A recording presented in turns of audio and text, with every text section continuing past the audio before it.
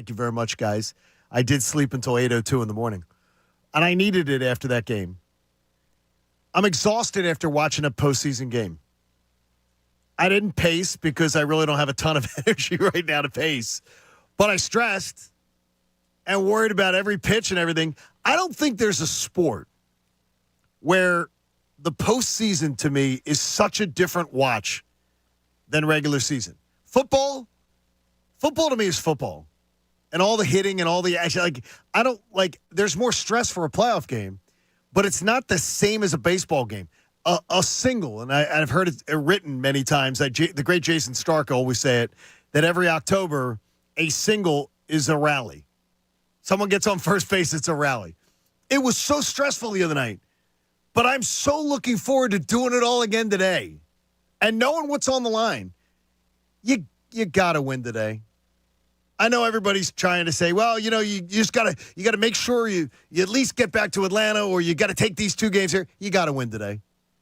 I do not see a scenario where after what happened in game 2, you come home with Aaron Nola on the mound and you lose that game. Tonight's the night, and I can't wait to stress myself out about it again, Bob. I mean, this is going to be amazing tonight, and it's a perfect day for it, for everybody going down to the games. I can't wait. It's never going to come soon enough. Yeah, 5 o'clock, so it'll come sooner than we're normally used to, which is cool. I was just talking to Brendan out in the hallway before we came on, and I kind of posed it to him as we were talking. I said, tonight might be must-win for both teams. I think it is. The Phillies could lose and then come back and win, and 2-2, you go to Atlanta and you got Wheeler on the mound. Anything can happen, right? I don't want to be the Braves losing tonight and being down 2-1, facing elimination in Philadelphia tomorrow night. No. So it kind of is must-win for both teams, maybe even more so for the Braves. But no, they don't want to lose tonight. They saw it last year. Yeah. They saw it last year, and that intimidation factor of that building was a real factor. And they talked about it. Yeah, it's going to be great tonight. It's going to be fun. We know what you have to get. We talked about it a little bit yesterday, and we'll get into it more today, of course, of what you have to get from the team tonight. Hopefully, I like that the Phillies players came out and talked about it, though. Like Nola yesterday said, yeah, last night sucked. Like, that was heartbreaking, but you got to move on. And I like that they're not avoiding it, that they're saying Harper talking about his base running. He was honest, took a chance. They got me. I screwed up. What are you going to do? I like the way they're kind of just moving on to the next game. It's not easy to do. I appreciate the accountability because, Bob, you've seen it. You've covered teams that have had star players that aren't accountable. But the behavior never – the one thing about that is we'll get into it later, but the behaviors never change, though. The sloppy base running, the dumb decisions, bad errors. This team, it's been all year long. That's been who they are. It just haunted them in a game they were up 4-0. But I felt Saturday, and I remember my wife saying to me, and we talked about it on Monday, she said to me, you were really calm. You're really calm. It's game 1 tonight, and you're really, totally calm about it. And I was relaxed. I wasn't relaxed before game 2. For whatever reason, I was all souped up. And this morning, Pat, I feel that relaxed feeling again. Like tonight is sort of set up where I'm not very confident, but I'm confident that the Phillies will put their best foot forward tonight. All right, that makes one of us. Great job. I'm happy for you. Can I help you with that? Probably not. No? No, I'm never. Are you that guy? I'm never confident before a playoff game, 1-1. Like, in this situation, I'm never going to be boasting confidence. What if they had lost 5-3 on Monday night and it wasn't a heartbreaking loss and they played their game, but Braves came back and won? Is it the way that they lost that's haunting you a little bit? Oh, yeah. Yeah, it's the replaying specific things over and over in your head and thinking if they only did this and that and if this ball dropped and that. Yeah, it's the way they lost. It was just, that's going to sit with you. Now, you can also look at the positives of the way they lost. What's the positives? This is amazing. Look what Atlanta had to do to win the game. 2 late home runs, 2 errors that were kind of just weird. Jeez. Bad base running, too aggressive there. Phillies left 11 runners on base. See, that's the biggest one to me. It is to me, too. Yeah, I said that yesterday. I thought it was the biggest thing. They won a game in which they were no hit through 6 innings. Like, everything was against the Braves. The Phillies did everything they could have done pretty much to win that game except getting a couple of more runs. Now, it sounds simple and all that stuff, but if you look at it, if it was a football game, we could look and say, they kind of dominated that game but just didn't pull it out. And we've seen that before. The Phillies kind of dominated that game but just didn't pull it out. So maybe you look at that as a positive thing if you're looking for something. Hey, 6 a.m. hour sponsors, Bradford White Water Heaters. Bradford White is here for the pro. And as the team takes to the mound, as the game tonight, you sent Aaron Nola to the mound. And Aaron Nola, to me, he seemed, and like some of those things you were talking about, Bob, he seemed confident yesterday. Very, very confident, very calm. Hopefully that shows tonight. And we've seen that the last 2 Octobers, he somehow has managed to ratchet it up a bit. In fact, I think he's pitched better in October the last 2 years than he pitched in any of the previous months for the most part, even though last year was a very good year. He saved his best. The Marlins saw it the other night. Yeah, the up and downness of him this season, we look at it physically. He didn't have this, he did have that this game. Why is it that he goes on 3-game stretches where he's bad? Early in the season, he was going into the 6th inning in every game. What'd he do, like 13 in a row, something like that? So he knows he has stuff. Whether it comes tonight or not, we don't know, but maybe he has a better inclination of why. He's had 3 really good outings in a row, a lot of good stuff to go on. So maybe what we see physically, maybe mentally, he's in a better spot than he's been all season long. And, Pat, you apologized last week. You apologized to Aaron Nola. You said, I doubted you. You've shown it a couple times now. So now I need you tonight to not go back to, well, I don't have faith in Aaron Nola, because you apologize for not having faith in him. I have faith that they will win tonight. I'm more concerned about tomorrow. Okay. You're more concerned about tomorrow. Oh, yeah. We'll get into this later. It's a great topic, and it really does set up an interesting discussion. Bob, you said it best. I think you sum it up right. It's a must-win tonight for both teams. Yeah, I think it is. I think Atlanta goes down I thought Atlanta would go down in 4.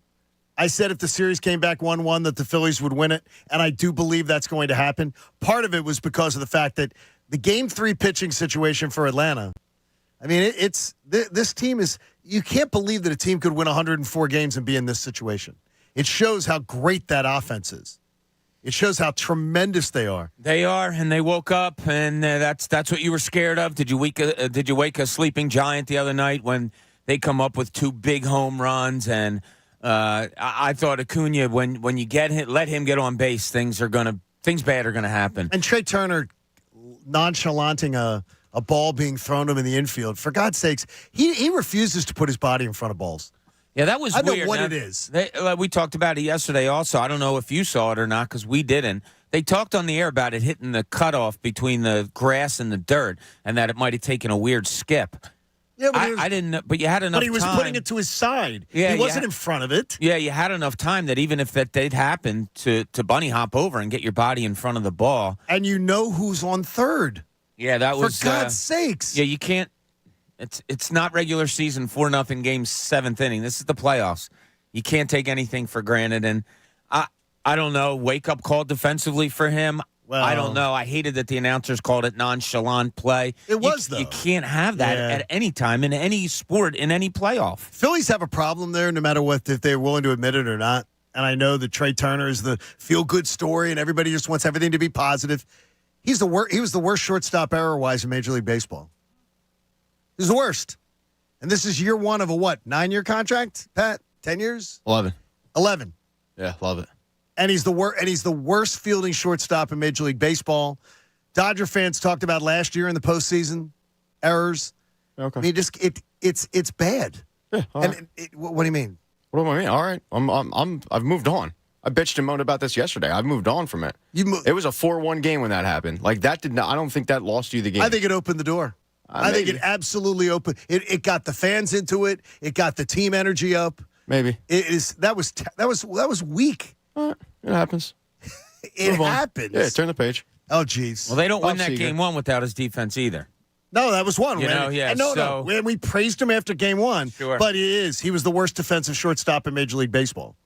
And I was mad at him yesterday. And you got 10 years left of figuring out, unless it's Stott going over to short and him going to second, it's a problem. But hopefully his bat can pick up, because Bob brought it up, and I think it's the biggest point. I blame all the runners that they left on base. I blame that on why they lost. That's why they lost the game. Can't do that tonight. You didn't pile on. Can't do that tonight. Again, looking at the positives, they got that many base runners, right? They worked walks. They got base hits early. I like their approach at the plate because they always seem to have one. We saw it against Strider, swinging early. Freed, they kept it on. He was going a lot of breaking balls, and they adjusted. Get those runners back on. I have more confidence going into tonight. You get those runners on base. That's a good thing. You figure it out, especially at home. Biggest thing I was pissed about, was the with Harper's base running, was the fact that Stott was coming up, where a double would have tied the game, or a single if Harper steals a base and you get a single. Stott, one of the best guys at having great at bats. He's had some really good at bats, and he works pitchers, and in pressure situations, he tends to be very, very cool. So there's a lot of positives that we've seen in 2 games, and then the negatives that piled up. But tonight is the night, and Bob sets it up. Do you believe it's a must-win for both teams? Because I'm convinced. I don't believe that the Phillies would dig out of the Game 2 debacle and then coming home to this crowd, this energy, the huge pitching advantage you've got with Aaron Nola, and God knows if you were probably saying that in July or August, that they've got tonight. I don't see them going, oh, yeah, well, we'll win Game 4 and then go to Atlanta and win Game 5. I think that would be too much to overcome. It would be like a tsunami of energy, which last year sunk the Braves. And if you don't think the Braves remember what it was like to come in here last year and that they were affected by it and that they talked about it, you're missing out. Tonight, you get to help make the difference. You get to help create that atmosphere that just absolutely stiffens them up. And they didn't like it last year. They didn't like all that noise, but you got to jump on them early. Got to get on it early, especially with the pitching. I mean, we could see 6 Braves pitchers tonight.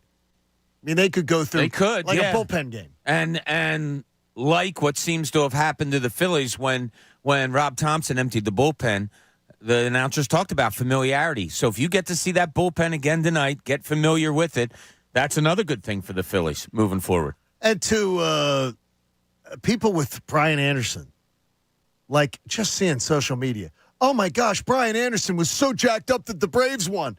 He's not a Braves employee. He's a national broadcaster, and that's a huge moment. That was an amazing end to that game. I was surprised to see that. What do you mean? The people complaining about it? Yeah. It's wild. I was surprised just because I would expect that in the moment that national television and... That's because you're rational, Pat. Well, sometimes. Usually not. But do you remember J-Roll's walk-off? Yeah. Like it was... Do you remember Chip Carey? A buddy of mine, Chip Carey, did that call. Like, I think it's more of like fans being mad at the moment, not necessarily. They got to blame somebody. So. And Spencer Strider said F you to an umpire. Did you see that? Dude, that guy is the worst. We just celebrated a week ago Bryce Harper F-ing an umpire multiple times and pulling a temper tantrum and throwing his thing. No, he never said it. He never said it. He doesn't curse. He doesn't curse. Well, so joke's on you. I got to tell you. You're the worst umpire in the league. Yes. By the way, if anyone can prove that to me, gotcha. Prove what? That he doesn't curse ever. Oh, all right. Okay, that's what I'm saying. People say it like it's... Come on, dude. Like, that's what we're talking about? No, I'm saying to you, people were whining about FU yesterday. Because he's Spencer Strider. He's unlikable. Oh. He's one of the most unlikable players in Major League Baseball. Pat, you do realize in 29 other cities, Bryce Harper might be top 3 unlikable players. Yeah, but they like him because he's good. This dude's just the worst. He's the worst. I love the fact that we've gotten to him in October twice. That's the best part to me with Strider. He can have all the numbers of the regular season, but when he takes that mound tomorrow night, especially if you're up 2-1, and he takes that mound tomorrow night, he knows what's happened in October. And then the fans will ride him tomorrow night like we've never seen. Yeah, there's already stories in the paper today talking about Bert Hooton back in 1977 and how Phillies fans can get on players and coming in here and get them off their game. Well, He gave them all the ingredients they needed with his comments a couple weeks ago about, not having fans and all that stuff. Phillies fans are going to eat that up. They're going to be all over him. Get after it tomorrow night. So, that'll be great. But without tonight, then it's desperation mode tomorrow. So you don't want that. You have the advantage.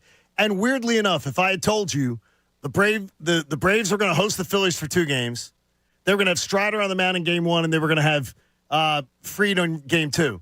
I think the vast majority of fans would have said they're going to win the Fried game. They're going to lose the Strider game. They would have lost game. Before the series started. Yeah. We're going to get the split. We're going to beat Fried. We're going to lose to Strider. It didn't happen that way. So that's why tonight you cannot let this opportunity pass you by. But as Bob said, do you find it as a must-win for both teams? And if you want to get in early with us, we will have the phone lines open for you at 610-632-0975. Lots of stuff going on with your Birds, too. And we'll give you a chance to win $1,000 coming up today at 8 o'clock. Nobody won yesterday? The $1,000 with us? No, not with us. No. Not with us. Hey, we're going to win it today, maybe. John Kincade Show here on 97.5, The Fanatic. If you'd rather run with the Bulls than deal with another BS IT services company, you got to let my friends at Graffin Business Systems take the reins of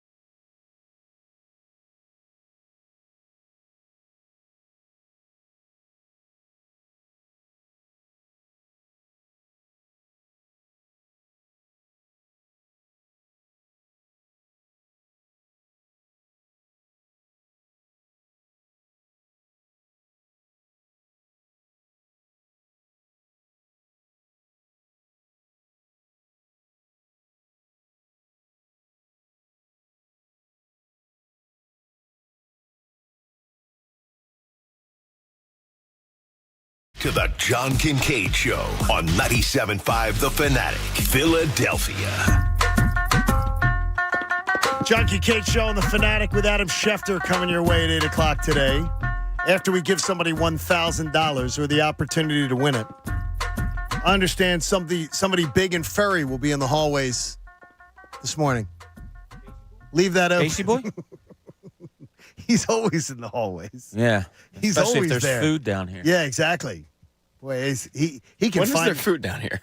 he can find his way Friday's to food. open house. Oh my gosh. Friday's open house. I thought he was one of the store looters going on in downtown. I'm not going to poke that bear because we steal way more food from them than they steal Good from point. us. So let's just let this sleeping dog lie, gentlemen. they can just loot the aisles. I don't need to get cut off when I get hungry on a random, Thursday.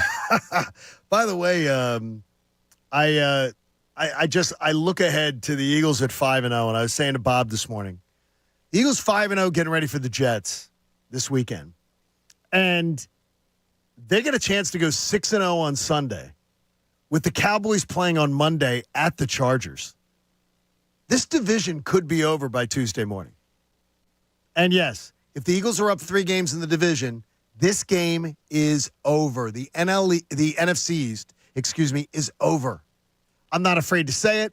I'm not jinxing anything because it's not going to. The Eagles it's at 6-0 are not going to choke up a 3-game lead in this division, especially when the Cowboys have to go to the Bills in December, have to go to the Dolphins in December. They play the Seahawks still. There's no way. So I think we could be looking at Sunday, take care of business on Sunday afternoon, and then get ready for game 1 of the NLCS, hopefully on Monday night. But the Cowboys would be playing Monday night, Bob. I'm going to say tight sphincters. Because if they go 3-3, it's over. They're done. Their confidence is done. But Dak Prescott's done. It's not good. But you're facing a Jets team that's trying to get to 500 coming up on Sunday. Yeah, I don't know how much athletes look that far into the future. 6 games, we're out of it. Forget it. We're 3 games behind. With injury, the way the season plays out, you still have 11 games to go. That's an eternity. It doesn't bode well for Dallas, obviously. They got to get Dak Prescott right. I mean, good luck with that. So they have a lot of things within themselves that they have to take care of. I really don't think they have a half an eye towards the Eagles at all. But yeah, I mean, you get that comfort zone and keep improving yourself is what the Eagles have to do. The play the other day where Jalen Hurts took off and ran and took a hit low and then another hit high and he came down weird on his right leg. That's how close it is to being a disaster. So well, we've seen it in December's. Yeah, you can't take anything for granted. You can't assume, 6 games in of a 17-game season, this is over. Nah, that's why I like what Sirianni says all the time. Just got to take that one step at a time, and the next step is the Jets. And sounds boring and all of that, but I can't look at the vision and all that stuff yet. It's just way, way too early for me. At 6-0, Pat, would you be looking at if the Cowboys end up 3-3? Or is it too early for you, too? It's too early for me, too. Wow. With the heart of the schedule coming up. But is it because of injury? The injury threat or something like that? It's injuries. It's, you got a murderer's row coming up there with Chiefs, Dolphins, and Bills. Very well could be 3 losses right there. That would let the... Wow. Yeah, I'm not expecting them to lose all 3 games, but I'm just saying, I mean, those are really tough. You could lose any one of those games. Yes. But you're not losing all 3 at all. But I feel more confident if the Cowboys were to lose, I'd feel more confident. I think I just had a stroke. But yeah, I'd feel more confident if they went down and were 3-3. Yeah, way more confident in them getting the division clinched up and saying, okay, we can move on. All right, I will be the island then. If we come in Tuesday morning and the Eagles are 6-0 and they're 3-3, the Eagles are NFC East champions. It's over. I'll be the island on that one and look at the Cowboys and say everything. The Cowboys' December's terrible. Going to the Bills in December, going to the Dolphins Christmas Eve. Buffalo's beautiful in December. Yeah, I got to tell you, though Anchor Bar is a fun thing to visit. Yeah. Not much else. It's 18, not much else going on. 18 and overcast in December. It's beautiful. That's if you don't. They're having cookouts in the front yard. I remember doing some business in Buffalo, and we had to go up a few times, and the snow had piled up, but we kept dodging snowstorms. So we didn't have to go up when it was actually snowing. And the piles of snow in people's yards, like their driveways were like castles. walled castles because the snow was up 2-3 feet, it seemed like, along the street. It was like you were driving in an ice tunnel. It was unbelievable. But I couldn't do it. I said, there's nothing that could make me live. I went there once, said the same thing. It's beautiful, though. I mean, like, good people and everything. Cool people. Oh, yeah. Down Great to earth. fans, too. Yeah, down-to-earth folks. But Great fans. Yeah. I don't think I've ever been to Buffalo. You never covered a game ever?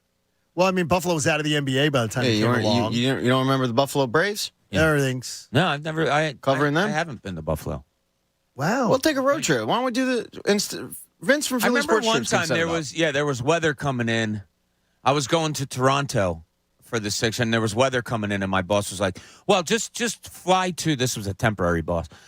Just fly to Buffalo, and then drive up to Toronto and all. And I said, It's only an hour and a half. "Yeah." I said, "Well, they're not having planes land because of a snowstorm, so you think I'm just going to drive through it?" So No, what'd they I'm do? good. I waited until they cleared me to fly to Toronto. Then they cleared it, Yeah. so you got it good there. All right, we got a game tonight, Game 5. I'm very there's something about tonight with Aaron Nola that just strikes me, and no one could convince me that he's not thinking about it all day long.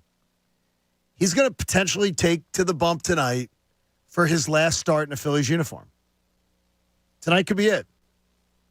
There's a chance he doesn't sign here in the offseason. There's a chance that he racks it up and does a great job tonight, and they advance, and he gets another start at Citizens Bank Park. But he's got to know it. Tonight may be the last time he pitches in front of these fans. He has to wonder about there's legacy on the line, and if you're going to leave or if it's going to be the last time for Aaron Nola tonight, I like this scenario for him because I believe he'll step up tonight. I am absolutely believing he understands the moment. He understands what's on the line. And his legacy as a Philly, he's going to be remembered for this start as much as any of the starts because this is one where he has a huge advantage. He's at home. He's got the pitching advantage, and we got to take advantage of it. Yeah, I hope he's not making all those thoughts about him. He's got to. I don't know. I know a lot of athletes that have kind of been in this situation where you wonder if it's the last time they're playing here. They're so into the game, and usually it's a playoff game because that's, the ending. But they're so into the game that the thoughts of themselves really is secondary, and I truly do believe that. And I remember when I was covering, I would equate it to high school sports, where you have a team in a playoff game, a senior on a high school team. They're not thinking, oh, my God, this could be my last game. They're thinking, all right, let's go out and win this game, and then the lose, and then boom, the emotion hits you. I've seen it all over the place. I hope to God he's not as narcissistic as oh, man, this could be my last game, or I. No, I hope it's team. I go out, I pitch a good game, and it won't be my last. But it is human nature, is it not? That he be thinking about this all day today? That next year he could be pitching in a Mets uniform? If he's thinking about next year, you don't like that? Not at all. No. Why would you look past tonight? Yeah, I'm with him. You cannot. You don't think it crosses That's what makes his mind at athletes all. great athletes. You're in the moment. You got to think that. You take one thought towards the future and get out of the moment of now. Yeah, next thing you know, Acuna's hitting the ball 600 feet. Like, you can't get out of the moment of tonight. No. I wish you guys were. I wish it was as cut and dry as that. I think it's human nature that he'd be thinking about where he's played his entire career, that he has no contract for next year, and this may be the last time he does it. I don't want him doing that. But it's human nature that it's going to be in his head. I think it's human nature after the fact. Like today, I don't think he's probably thinking too much about it. But I think after the game, let's say, if they lose or they win, whatever. It would hit him. If they win and he pitches well, he's going to play again. All right, I just made an extra $25 million. If they lose, he's probably taking it all in. If this was probably my last game in Philly. But I don't know how attached to Philadelphia he is anyway. You feel that way? I mean, I don't think he's not attached. But he's sort of dispassionate. Yeah, I think he's just like, okay, that was the place I lived for a couple of years, and time to move on and whatever. Like, Reese, I think, would be broken up about leaving. But I think that's what that first pitch was about. Yeah, it very well could be. It was one last chance for the fans to tell him they love him. Yeah. before he Could exits be, yeah. town. Could have been. But I think Nola. Well, I think athletes in general. I think they think about it probably after the game and not before. I think there's 2 Powerballs tonight. I think there's the Powerball. There's the Powerball for all of us to win $1.75 billion. And then you brought it up, Pat, a little bit. If he goes out and pitches his ass off tonight, he's probably added $20 to $25 million to the contract that he signs this offseason, considering his last 2 starts. Because he's shown when the pressure's on in October, he's been a big game pitcher. He may not be in July, may not be in June at times, but he's shown that he can be a big game pitcher on the biggest stages. And tonight is such a huge advantage. It's just, you got to take advantage tonight. Yeah. It has to be one of those games. Yeah, he's I'm sure during the season, before the season, he put in his mind, he knows what it's all about. He probably also had a conversation with himself saying, put it out of your mind. Wait until the offseason. Let's be as good as we can now. Now, especially during the playoffs. He's just got to focus on that Atlanta lineup. He's got to focus on himself. Tonight, he's got to go out and have a good first inning. He's got to show it to himself, the fans, to the Braves, to his teammates. All right, I'm dialed in here tonight. I don't think any of this outside stuff that we're bringing up or whatever, I don't think that comes into play at all. These are professionals. He knows what his deal is, has to get out there. He's going to get paid either way, whatever. He's had that talk with himself before. It's I would assume, and dealing with people that I did, it's been put to the side for most of the season. It'll be addressed come November, hopefully, when the season's finally done. And I do wonder about that, what it'll be. I do wonder how it's going to resolve. Something tells me he's going to be back. And if he shows up tonight, dare I say, he should be back. Because you don't have someone ready. Man. You don't have someone ready to step in for him. Yeah, unfortunately, the Andrew Painter injury and how they handled it has really hamstrung him because he's going to be out next season. If Andrew Painter had gotten Tommy John in April, it'd be one thing. But they're going to need at least a starter for a year because they don't really have anybody else to be the Batman or the Robin to Zach Wheeler's Batman. They expected that to be Andrew Painter, but now that he's out 2 years, but I don't think that one means that you give a guy a let's say a 5-year, $200 million contract. Aaron Nola, have you peeked at the numbers tonight at home against the Braves? Bobby, have you got a chance to look at them? I don't think I did see. Do you want to feel better? anything. You want to feel better, everybody? I feel good now. Whatever you tell me is not going to make me feel Yes, better. it will. It will. I swear to God, Pat, it I won't. promise it will. He's had 17 career starts at Citizens Bank Park versus the Braves. And by the way, I am not counting last year's playoff win. I'm not counting that one because this is just career numbers in the regular season. 17 starts. He's 11-3 with a 2.73 ERA and 117 strikeouts in 17 appearances versus the Braves at Citizens Bank Park. He has dominated the Braves on that mound. He has crushed them. And it's been one of those things where he's really, really good at home versus the Braves. I love seeing this. And I think that's something, Pat, that should put a smile on your face. In fact, it absolutely should. Make it 12-3. We'll throw in last year's playoff win. Yeah, it doesn't. Wow. I'm You're very pensive today. I am. I'm glass half empty, sky falling guy. Like, if you tell me he's got good numbers, I go, all right, well, then they're due. No, he's got And if you great tell- numbers. And if you tell me he has bad numbers, I go, all right, well, then he's got bad numbers. This sucks. Last I year's, don't like the way my mind works, but this is how it works. last year's Game 3 doesn't mean anything to you? No. Bob, Not really. See, Not it does last to me. It does to me I because mean, I love the experience that the team got. I love the experience that he got of knowing what tonight's going to be all about. Yeah, I do like all that. And I talked about it last year with Stott, with Bohm, all of those guys experiencing what it took to get to a World Series.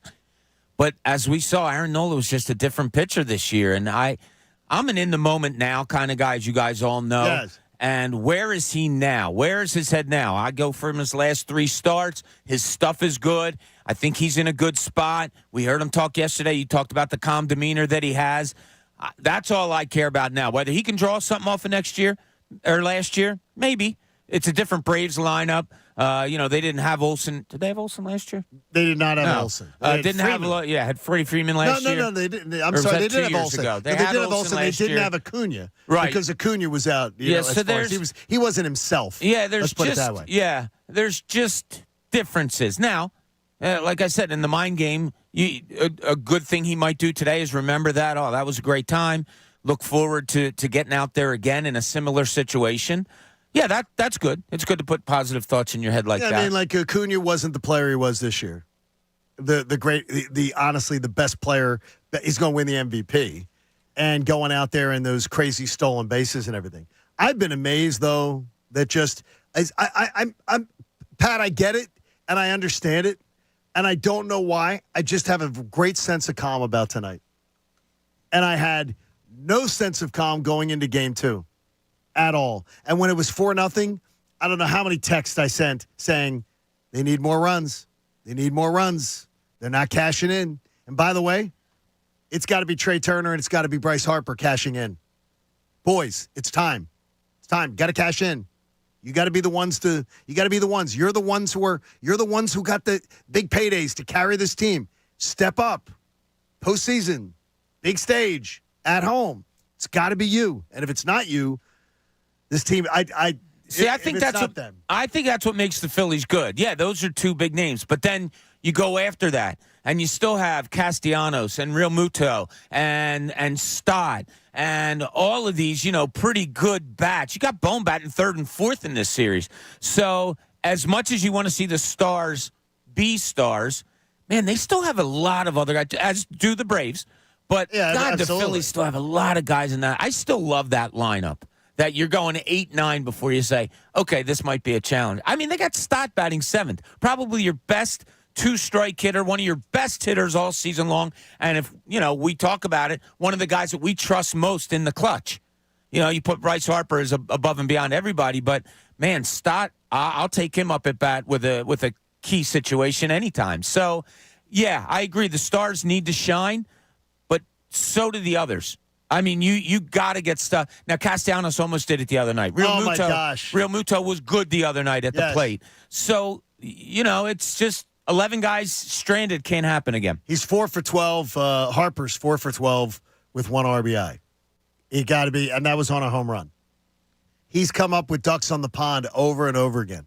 They got to cash in. His only run batted in is literally a home run. So he's got to take advantage of that tonight. You can't win without him. And I said it before the series, by the way. Player I was afraid of, Austin Riley. And the player that had to step up for the Phillies is Bryce Harper. And if it doesn't happen tonight, it's going to be hard. Is it a must-win, though? And if you want to jump in, you can at 610-632-0975. You may be feeling it, that it's a must-win. It certainly can make that case as far as where this team's going. But there's a lot coming up on the game tonight. And I know that Bob wants to know about smart baseball teams. And is this one of them? We'll talk about it next. John Kincade Show on 97.5, The Fanatic.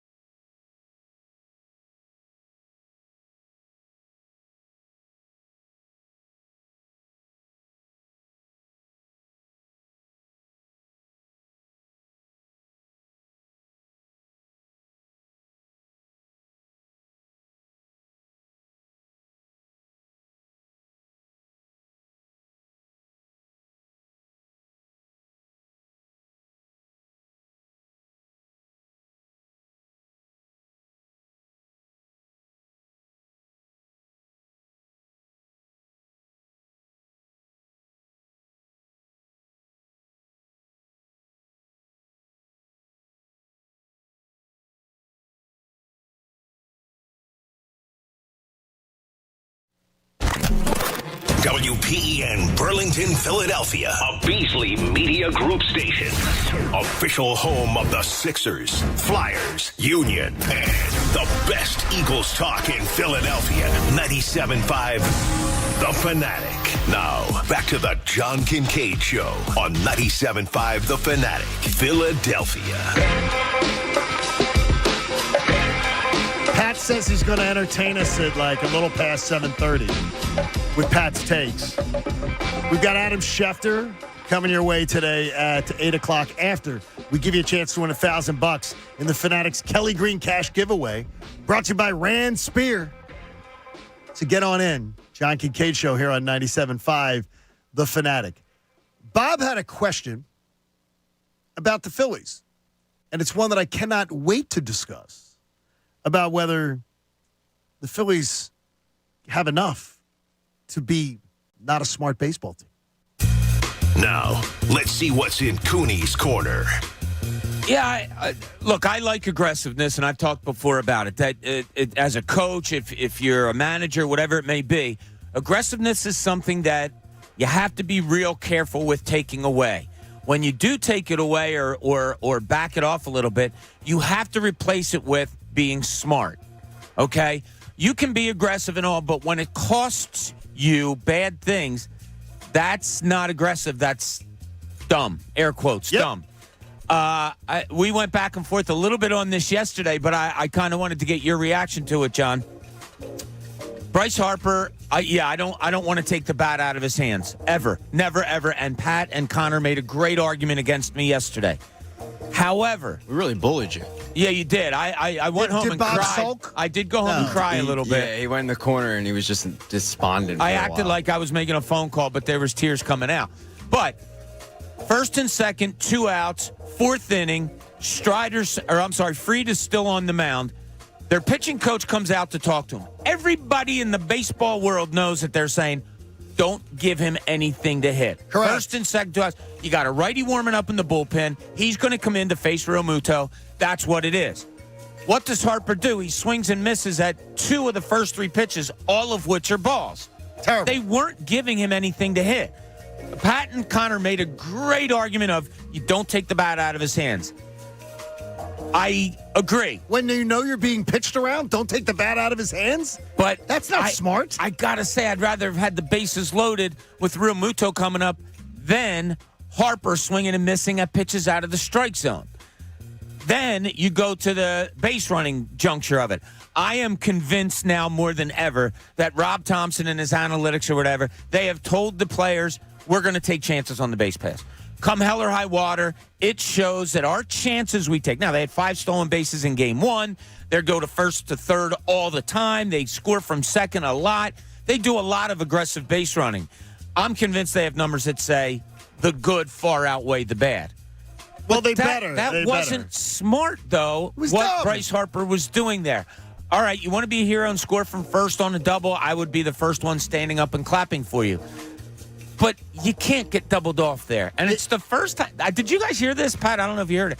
First time in baseball history that a playoff game ended in a double play with a guy getting thrown out from the outfield. I'm glad Yep. that we were all Part of witnesses it. to it. Yeah. Yeah. Look If at he that. rounds second and stands 1 foot beyond second base and just waits and sees that ball is not caught, he scores strolling home. Strolling home. I don't think he scores strolling home. But even if He was not, against the wall trying to make a dramatic catch. If that ball Yeah, but- bounces off the wall, they got to track it down, Pat. They do. That's depending on if it bounces, how far it bounces. I don't have a problem with. I understand why people would have a problem with him doing it. I personally did not. But that's just me. no, and That's I hear one you. man's opinion. I think there's a step further to go with this aggressiveness, I guess is what I'm saying. Be smart. You got to. Yeah. You've got Be to. smart and Now, be look, aggressive. Getting picked off, I'm not saying, oh, that's dumb. No, I'm not saying that because you're trying to be aggressive. Okay, that's all right.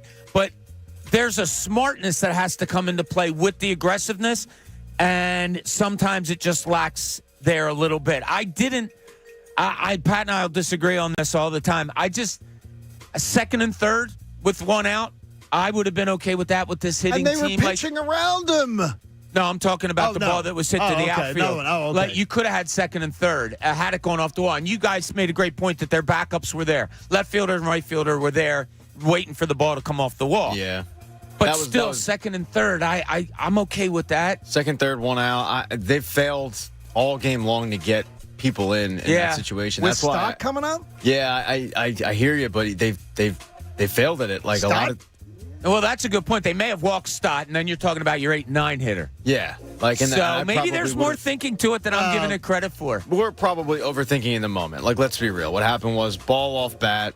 He looked at where it was going and said, "I can score. I'm taking off. I'm tying this game." And then he got doubled off. I don't think there was an immediate, okay, well, ball off bat.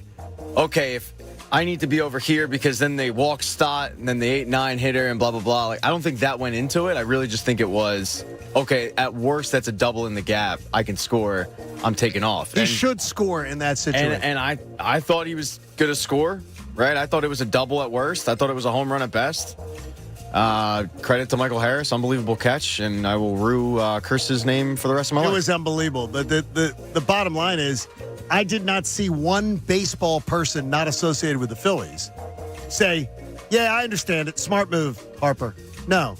He was wildly critiqued, as he should be. That was a dumb move. It was dumb. I'm not going to say it was a smart move. It wasn't a smart move. I just understand it. The only people that are defending that move live within 100 miles of here. Yeah. Well, because the baseball guys who played the game are like, you can't do that. Why would you want to live anywhere else?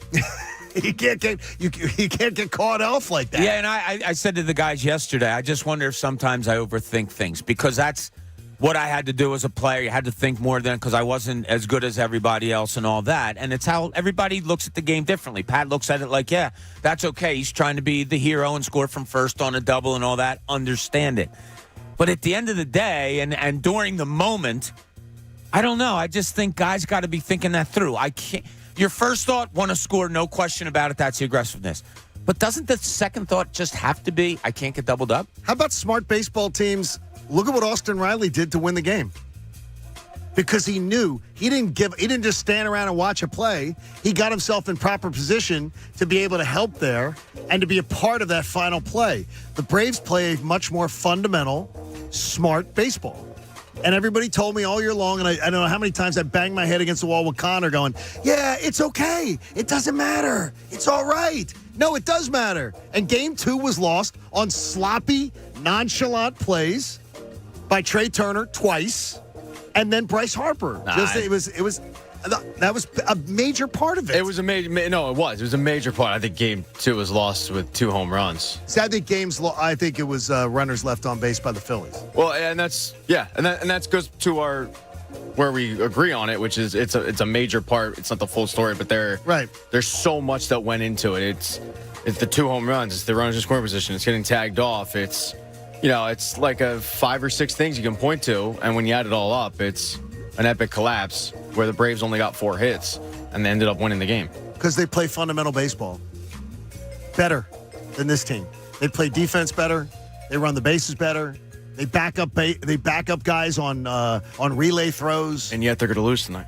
I think they're going to lose tonight. Hopefully they lose tonight because it's a must-win, as Bob was saying earlier. 7 o'clock hour of the John Kincade Show, brought to you by the all-new Bet Parks app, sportsbook and casino, in a sleek, easy-to-use app in Pennsylvania, Jersey, Ohio, and Maryland. Gambling problem, call 1-800-GAMBLER.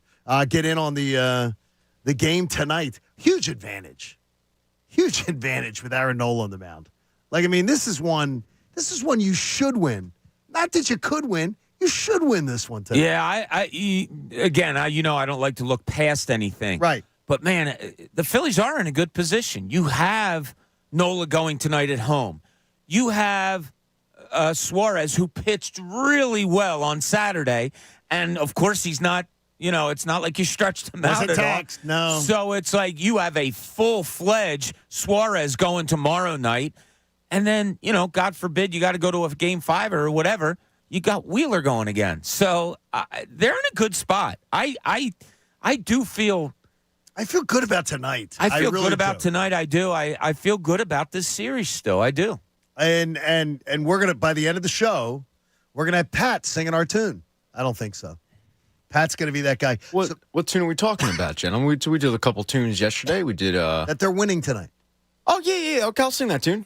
You'll sing it, so you are. Yeah, so they're you're gonna now. win tonight. So now you're feeling better. Well, no. I thought they were going to win today. My anxiety is for tomorrow. Oh, you're carrying your anxiety tomorrow. So why don't we discuss this? Because I think, Pat, if you lay down on the couch. But I don't want to. No, but I want you to. Because lay down on the couch because we've got to get to this. We got it. We got to get through this so you can enjoy tonight's game. Got to get through it together. Yes. That way you're not worried about tomorrow's game. Yeah, I just we did a little bit of this yesterday. The Spencer Strider thing, having to go through him twice.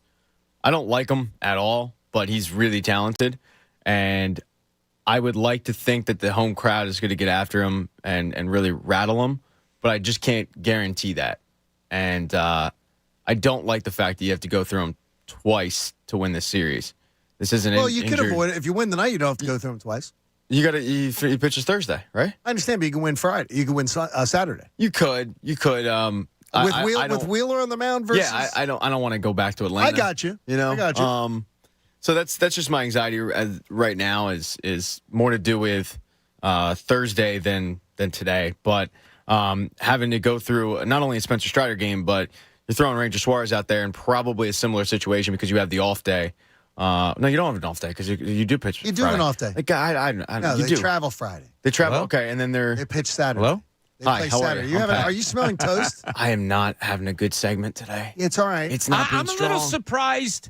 I'm not going to say at you. I'm a little surprised at your thinking. And yeah, you brought it up yesterday, and I thought about it after the show.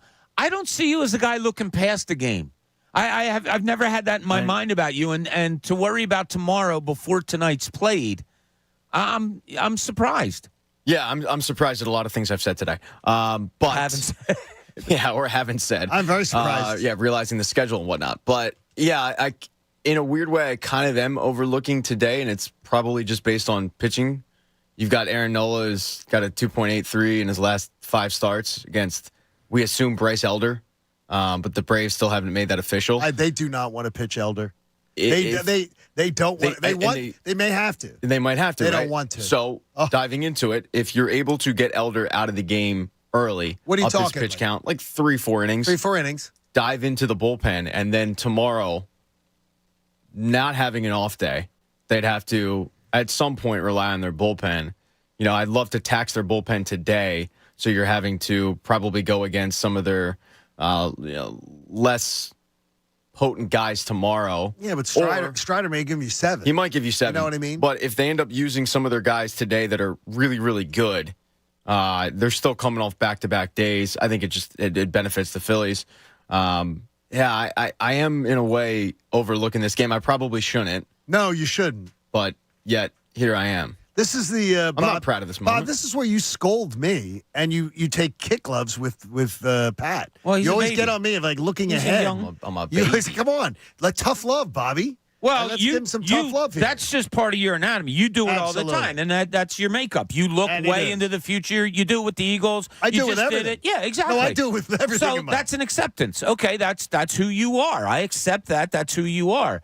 Pat doesn't usually do it. That's why it became a topic of conversation just Why is now. he doing it today, though? I don't know, and I was a little surprised when he brought it up yesterday that you're looking past tonight. My feeling always is I can't feel for something that I don't know about. You don't know if you're going into that game tomorrow night against Strider up 2-1 or down 1-2. 100% correct. And So- it's not like I'm not nervous about tonight. I will have anxiety about tonight closer to first pitch when the game's going on. It's not like I'm going to be kicking back with my feet up. I will be nervous about tonight. But my main concern has more to do with Thursday. And I think it's part of it is like, what are the odds? And this is what I'm saying in my head. What are the odds they lose 2 games they should win? They should have won the Wheeler game.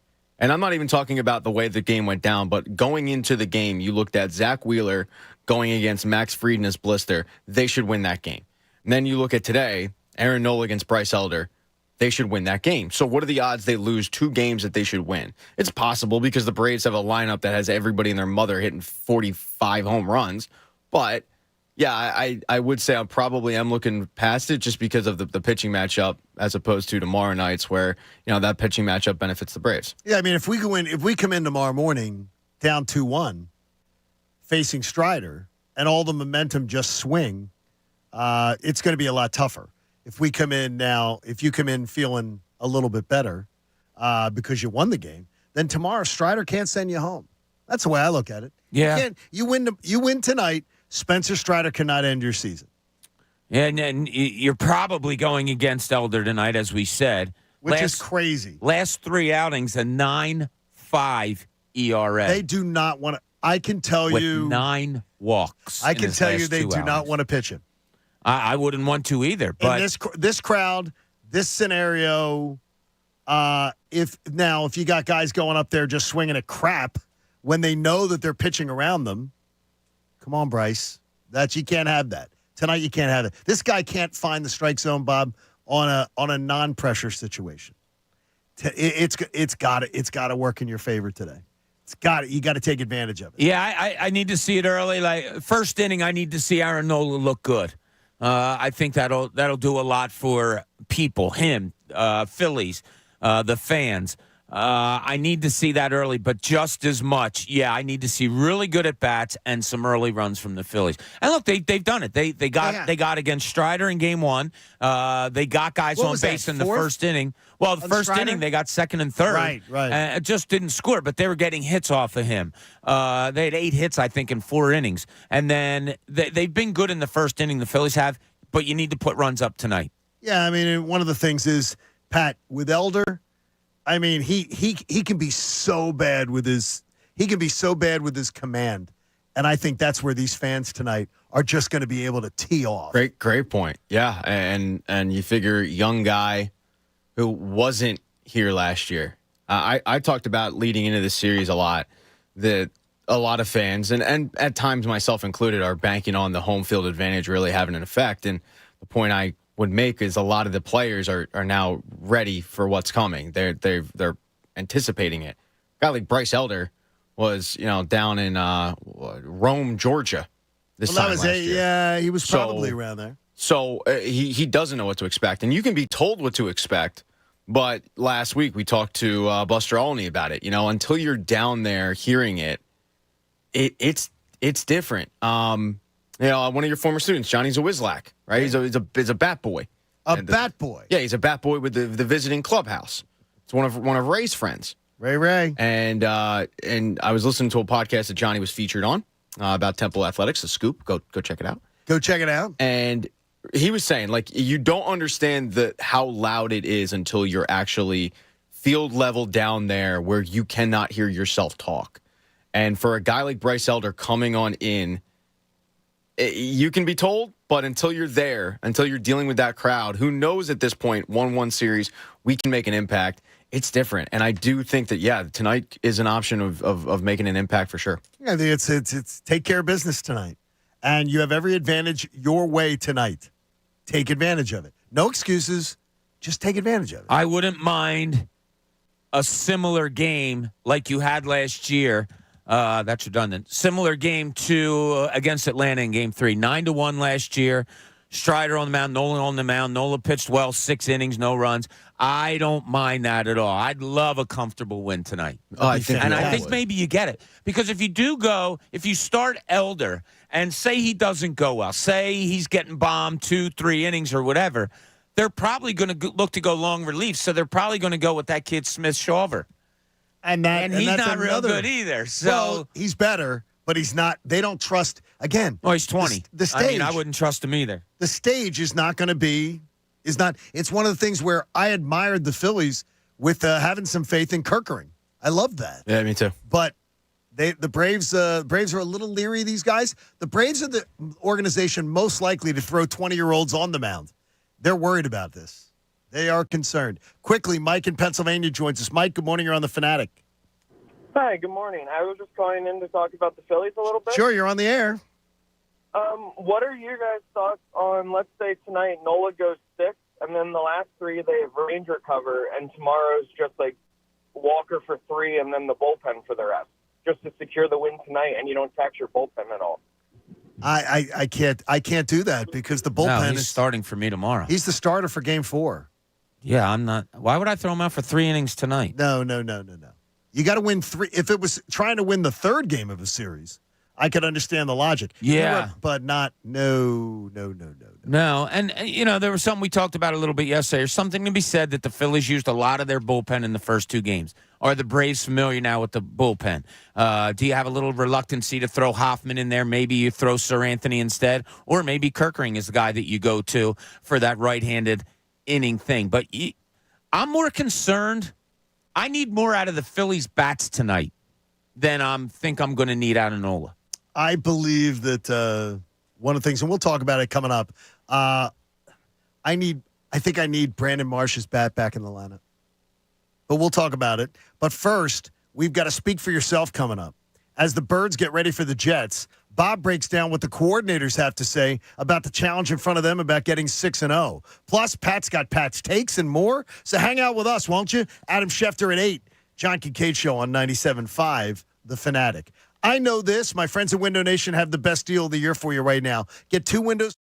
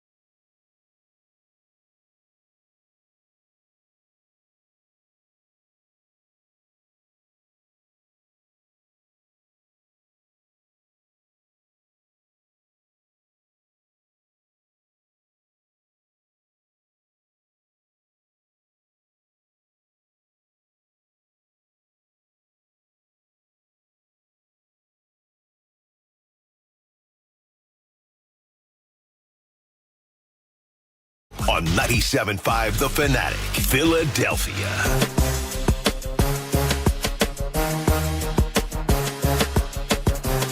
Bob's feeling it. Game 3 tonight. Pat's a little anxious, but we're going to have him talked off any ledges by the end of the show today. You guys actually made me feel way better last segment. See, I'm feeling that. Yeah, I like that. All the Bryce Elder stuff, his command, young pitcher. Pat, they do not. Pat, you know that I have. I got pretty good. I got pretty good intel there. Yeah, you got. The organization is not excited about him taking the mound tonight. If there's any other option, this is going to be handled like a bullpen game tonight.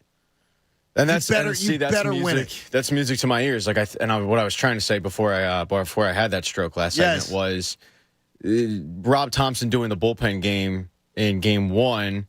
One of the reasons why he did it was because they had off the next day, and it became beneficial. Of like, look, we can get through this day, and our guys are getting a rest, so it doesn't matter if we blow out our bullpen today.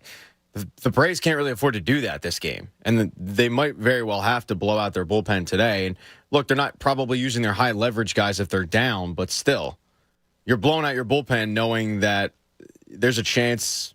Well, let's say there's a chance Strider, his pitch count's up in the fourth or fifth inning, right? The Phillies get his pitch count up, right? They have before. I mean, they have. The last 2 outings they have, regular season and postseason. It depends. Like early on. Game 1, they were jumping on him pretty early, and then they kind of ratcheted back a little bit. But if the Braves have to dip into their bullpen, and I think even if he goes 6 innings, if they have to dip in their bullpen for the final 3, that's going to benefit the Phillies in a big way. John likes to play this game with Phillies pitchers, so I'll do it with, say, Elder starting tonight. 12.5 outs over under. Under. Oh man, I will go. I should go. I should even make the line under. Yeah, maybe you make it 11.5, Bob. So it's less than 4 maybe innings. Even 10.5. Gosh, make it 2.5. He doesn't survive the first. Do not allow him to be the reason, though, that there's this. Wow, what a showing by Elder today. Nobody saw this coming. I can't. I don't feel that a little bit. I don't either. I really do not. But there is a little fear, like, and we joked about this in the regular season. Anytime the Phillies, it seems like for the past 25, 30 years, anytime for the Phillies are, hey, the Marlins just signed this guy from Connor's rec league team. Oh, man, the Phillies are going to hammer this dude. Yep. 8 innings, 1 earned run, 9 strikeout. It's just and it does happen. It does, but that's the regular season. This is the postseason. John, you pointed that out. It's not happening tonight, baby. The crowd is chomping at the bit to make an impact, and batting practice. I think batting practice, Pat, for the Phillies is 3:30, and then batting practice again for the Phillies is around 5:20 after the top of the first. See what you're doing there. That's what they're going to do. Hey, Bob Cooney likes to take us behind the scenes, and sort of he's been in enough press conferences, enough of these media scrums to tell us what the coaches say isn't always what they mean. That's why he wants the coordinators to be able to speak for yourself with Bob Cooney. And now it's time for Bob Cooney's Speak for Yourself. Here's Bob. Yeah, we love to do the Nick Sirianni stuff. And that's the Monday after the games when they play on Sunday. He comes out, he'll say what he says, and I think we're starting to get a pretty good feel of the way he's approaching things. And we're starting to like it a little bit more. Well, I admire the results. Yeah, so I like to dip into the coordinators now because if there's questions about this team that are arising, and we know what they are, I think some of it does fall to the coordinators that we need to know what their thinking is. So I'm going to start with defensive coordinator Sean Desai. The slot cornerback play on Sunday was pretty much given to Bradley Roby after the first half. It might be something that we see a lot more of. I think we are. But here's what he had to say about Roby. I think he played solid. It shows you kind of his veteran nature and his ability to play. He's played a lot of football in this league and played in the slot a lot in this league. And then his ability to learn our defense and, credit our coaches. Ronell Williams did a great job meeting with him extra all week and trying to get all our guys up to speed. And all our guys are doing that. And so it just shows you that if you understand the system and what we're trying to get out of it, there's an opportunity for you to come in and play in this defense. It was kind of interesting to me. If you come in and learn the system of what we're doing, you have a chance of playing. Would you think there was a statement there? Well, that doesn't sound like it doesn't sound like an established professional football team. I mean, he just said, hey, you come in, you learn the system, you got a chance to play. Any Tom, Dick, and Harry, let's go. 31 years old, you haven't played since last year? Sure, come on in. You're not in shape yet? It doesn't matter. We're throwing you in the second half. Now, it's not that desperate, and I'm laughing as I say it. But I think that's where they are. I think Roby, Goodrich isn't going to get it done. Ricks, I don't think that, and nothing against those guys. They're young guys. I think we're going to see Bradley Roby in that starting slot probably for the rest of the year. So you're looking at your three corners in Slay, in Bradbury, in Roby, all 30-plus years of age. I got to tell you that, Bob, I listened to that, heard it yesterday, and did not in any way think that, and now you got it in my head that there was a little subtle message there, but I don't know that it's a great message. Well, we'll see. Maybe Roby comes in, and they said he came in on Sunday and changed a lot of things. Roby did. He was reading things better than the kids could. So that experience, maybe that's exactly what you need, just being in the right spot at the right time. All right, the next thing he talked about, Sean Desai, it was about your boy, John, Jalen Carter, and what he's seen so far from him this year. I don't know if it's a surprise, but it's impressive how much he loves football. He's like a sponge, he's asking for feedback. He's getting coached hard, and even from his peers. He's taking a lot of coaching from his peers, and whoever he can feel like he can get information from. A lot of guys are touching him. He's a sponge, and he just wants to keep getting better and keep being a big part of this defense and impacting us, and he's doing a good job of taking that ownership. Now, that's got to be music to everybody's ears. I mean, a kid that is that talented, a kid that is that strong, and we see the breakdowns of what he does individually. It's impressive, but there was also talk of him on the plane, the cross-country flight out to L.A., nonstop watching tape of Matthew Stafford and how quickly he gets rid of the ball and tendencies of what he does before he gets rid of the ball. He made a concentrated effort to step his game up speed-wise on Sunday in order to get to Stafford. Those things are impressive. It's important to know, too, Bob, though, he's also a guy who, as I've said to you, many people around the Georgia program said he came in a little entitled and acted a little entitled. He's showing the Eagles, I told you I wouldn't act like that, and I'm not acting like that, because he came in as a top recruit, little attitude, thinking he's great, so I'm glad to see him working hard. It's a lot like Bob here. Yeah, Bob came in like that. When Bob first got hired here, it was like, I'm Bob Cooney. I'm big shot beat right. I remember the first time I met Bob, I introduced myself, and he said, you call me big shot beat writer Bob. Yeah, I remember that. Wow, that's amazing. I think that's exactly how it went down. Yeah, you're right. All right, the third thing is that Sean Desai was asked, blitzing. There's been a little bit of it the last couple of weeks, and he was asked about, is that going to become a common thing with you? I wouldn't say that. I would say I want our defense to be physical and impose our will on people. I want us to run and hit. I want us to be smart. I want to be situationally smart. And that's really what our brand is going to be. And how that, that's really up to you guys to see how that manifests. And you guys know, you guys will go either way with that, whether it's high blitz rate, low blitz rate. At the end of the day, that's okay. We're about winning games, and we're about putting our people in best position to win games and giving them the best opportunity to maximize their skill set to win games. And whether that means you rush 3 or rush 7, it's by week and by play. And that just tells me, somebody said to Sean Desai, if people bring up blitzing to you, don't act like we like it here. Don't talk about it. It's like, the topic you can't bring up. No, don't say you like blitzing here. We're going to do it. And we're going to do it. But we're not going to make it But no. We don't talk about those things here in the Philadelphia Eagles, And I'm not downing it. I think it's kind of funny. What he said was, oh, really? You guys are the ones that noticing that. No, I don't know why, but I think it's a case of he just doesn't want to talk about this team blitzing and how often they're doing it. So, okay, fine. Other teams are going to see it on tape. Whether the local media or not have picked up on it doesn't really matter. But they're shying away from it. So be it. All right, so now we're going to go to the offensive side of the ball. And we got to go to Brian Johnson. And the big story, I think, with the offense so far has to be the inability to score in the red zone. Here's what he had to say. I think particularly there hasn't been one thing that's, prevented us from scoring the touchdowns that we need to score down there, which we all know we're capable of doing. So for us, it's really just a balancing act of, we got to do a great job of putting the plan together and putting those guys in a position to make plays. Secondly, we got to do a great job of executing. And then we have to be great in our operation, whether that's in and out, making the proper checks, putting those guys in a position to be successful on the down in and down in bases down there. Ultimately, for us, we know that's an area that we got to continue to improve. And, you see us kind of moving the ball, in between the 20s and doing a nice job in some areas. But that's definitely an area of focus for us to continue to get fixed. Okay, so he knows it. It's out there. But is it happening? You got to get better in the red zone. I would have been more specific in a question and say, look, I am not downing because I keep getting this from people that, you don't like Kenny Gainwell. I want Kenny Gainwell sprinkled in there. I don't know why they have to marry themselves of putting him in there inside the 20 solely. It seems like that's the game plan. It seems like that's their package. We're inside the 20. The packages, every one of them include Kenny Gainwell. I think that's where you go first and foremost. I mean, that you mean throwing like the ball in the end adjust zone, on the day? I By think, game plan? Yeah, I think. I'm sorry, DeAndre Swift is a better, stronger, faster runner than Kenny Gainwell is. Not even a question. It could be a blocking thing where they're going to throw inside the 20, so they want Gainwell in there because he picks up maybe a blitzing linebacker better, or he chips better, whatever it may be.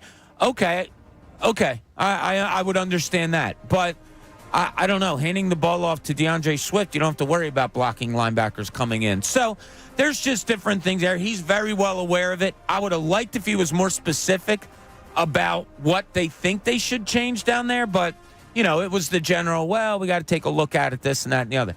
Good to see them throwing the ball in the end zone on Sunday, John. I did like that, but they only did it once, right? Well, twice. They got the pass interference on A.J. Brown also. So it looks like there's something that they're looking to change up down there. Yeah, I mean, it's better. It's better. But, by the way, got to get better still, too. Did you notice, though, they're now 12th in sacks? I did not. They're now 12th in the NFL in sacks. And if they two more sacks, puts them into the top 5. Okay. Well, so then go ahead the sacks that we were concerned about, where the sacks coming, the sacks are coming. And by the way, did you see the other number in Reuben Frank, who does a tremendous job with NBC Sports Philadelphia, in his column, notating that Jalen Carter has as many sacks as every other rookie defensive tackle combined. It's fun for me now. My new Monday routine is to hop on Twitter and see the latest. Jalen Carter is the only fill-in-the-blank stat. He's unbelievable. Because every week it's a new – he's the first rookie defensive tackle to blah, blah, blah, like since Warren Sapp. Or, compared to other defensive tackles in the league, not even rookies, like he's first in everything. He's a monster. He's a freak. He really is. I just enjoy watching him play football. They stole him. That's the, I mean, I said this before, but like pick 9, you're expecting to get a stud. Yeah, but you're not expecting to get this. But to get him at pick 9, the fact that we're saying they stole him at pick 9 is insane. One thing I'd say, though, is I'm thinking about some all-time greats. And, Bob, you'll probably have a lot more that you'll be able to add. Dan Marino, I think, was 26th. Yeah, he was the last quarterback taken in the first round. Warren Sapp, I believe, was 12th or 13th. Yeah, he dropped because of drugs. Yeah, marijuana. Well, I know. No, I get it. You and I are on the same page. Yeah, I'm not saying it was hard drugs. Exactly. It was he failed a drug test at a combine. I swear to God, I would never, if I was a team, and I don't care, and I could turn back the clock, I would never say, I'm passing on that talent because the kid likes weed. I'd bring my bong to the combine interview. Seriously, I just don't. But I think of guys that slipped, that everybody goes, oh, damn, they slipped. Sure. And don't give me Patrick Mahomes. Randy Moss. Mahomes didn't slip. Randy Moss is a big one. He was picked 19. Oh, my gosh. We got one of those. I really do believe we have one of those in Jalen Carter. Appears so, yeah. The dominance that he shows and the way he shows it. And God, the thing that I can't get out of my head from Sunday was the one sack that he had where he burst through the line. The quickness that he got from the line to Stafford, who was about 5 yards back. I mean, it looked like a running back bursting through a line. He got there that quickly, and the power that he shows. Yeah, he's going to be a special kid to watch for a while. I love it. And the Eagles got him, and the Eagles have him for cheap for a while. And that's cool. that's the best. I don't know why I'm cheering someone not getting paid what they're worth, but it is the collectively bargained system of the NFL. So He's fine. He can. I think he's going to be just fine. Right. Yeah, he's going to be okay. I can tell you it's better than what he grew up with. So he's loving life. He is loving life, and he is, by the way, he is performing, and that's good, earning every bit of that contract. All right, a little bit of fun on this Wednesday morning. Pat says he can entertain us. Let's put him to the test with Pat's takes. With or without. Either way, it's time for Pat's Takes. Yeah, a lot of pressure there. A lot It of is. pressure. Well, I'm putting it on you like Aaron Nola going to the mound tonight. Going to say the same thing, but you beat me to it. You guys ever watch a movie or TV show and just say to yourself, like, I can do that? Yes. Yeah, I know Bob's done the same thing, whether it be HGTV or, if you're Connor, anytime you're watching a pro sporting event. But some people watch, TV and they get inspired in that moment. And for a Michigan State kinesiology professor, B. Michael Doyle is his name. His favorite movie is Catch Me If You Can, and his favorite TV show is Breaking Bad. Now, what do you do when you combine the two? You get Brendan Doyle, a kinesiology professor by day and an amateur meth kingpin by night. Doyle first caught the attention of police when they discovered a meth lab under a bridge in Louisiana, which... Under a bridge? It's probably like a pothole in Philadelphia down there. But at the time, Doyle was a professor at Nichols University and just did the meth thing as like a hobby. He was arrested, and after the cops connected the lab to Doyle, he was sentenced. Somehow, though, it seems like Doyle evaded actually serving time, and he decided to move on with his life, but not his hobby. It's important, after all, to have a work-life balance. Doyle got a job at Michigan State, but realized he should probably tweak his name a bit, so he went with B. Michael Doyle, and you just carried on that moniker. Alarms started going off for students, though, shortly after class started, during office hours. One student stopped by and knocked on the door, only for Doyle to stare at her dead in the face and just say, I am the one who knocks. That was the first red flag. When another student poked fun at his name, saying O'Doyle rules, a popular catchphrase from the movie Billy Madison, O'Doyle didn't find it funny, telling the student, tread lightly. There's also... What was that? Yeah, well, that's me not putting in the break. We're off like a herd of turtles. There's also the fact that Doyle started telling students his favorite state was New Mexico, which literally no one's favorite state is New Mexico. That's when students started diving into the professor's past. Didn't take long for the student to discover that their new teacher was more Walter White than Professor McGonagall.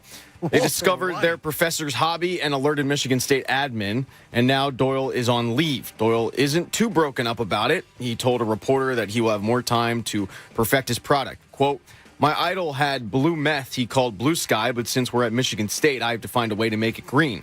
Blue doesn't really go over here too well. I you don't use the term understand amateur kingpin. Is that like an oxymoron? Can you be an amateur kingpin? We try every day. And I guess 6 to 10. Yeah. And we move That's on. pretty cool. We try every day. Many fans think they can do better than the media, whether it's newscasters, journalists, beat writers, and believe it or not, guys, radio hosts. I do believe that, There's yes. somebody out there thinking it's an easy job, and if given the opportunity, they could flourish in the role. But most of those people just flap their gums and thumbs. Yes. They talk about it, but they won't be about it. But one Eagles fan, it's a different breed after all. One Eagles fan took action. When the Birds traveled out and took over SoFi Stadium out in L.A., and the game was over and all was said and done, this Eagles fan decided to ask the tough questions. Vince Rizzuto, who is actually the CEO of a successful travel company called Philly Sports Trips, he found his way to the locker room and wanted to ask A.J. Brown if he would like to make an appearance at a tailgate. Unfortunately, Rizzuto never got his answer because Brown quickly realized that the, quote, reporter asking the question was nothing more than a fan, and he called over security and got the fan removed. Uh-oh. When Brown asked the head of SoFi Security how a gaffe like this could possibly happen, the security guard told Brown that Rizzuto showed him a text message from Brian Westbrook that said, swing by the locker room. See, it worked last year in Phoenix. Immediately, Brown understood. And Vegas, I mean. Yeah, because that's totally credible excuse. While the Birds fan will likely be barred from the stadium for life, I give the Eagles fan credit at least for showing the initiative and trying. How's he going to get in? I mean, how's Vince going to get into games now? Yeah. By the way, how'd they took hold some his artistic name? liberties. Westbrook. Brian Westbrook will get him in. Yeah. Still one of my favorite stories ever. Yeah, obviously it wasn't actually Vince. You guys had a good time with it. Wasn't Vince. It might have been one of Vince's customers, but it wasn't Vince. But yeah, I thought that was pretty funny. Today in history, 1911, MLB gave out their inaugural MVP award as, and Bob, you covered this, Frank Schultz and Ty Cobb. I had a vote in it. I didn't, Their prize was a pretty good prize, 1911. New car. Really? 1911? In 1911, new car is probably like you could just say that's a car. huge that's, thing. That's new. Like that's Oh, a yeah, new it was a Most people didn't 1912 have model. cars, right? Yeah.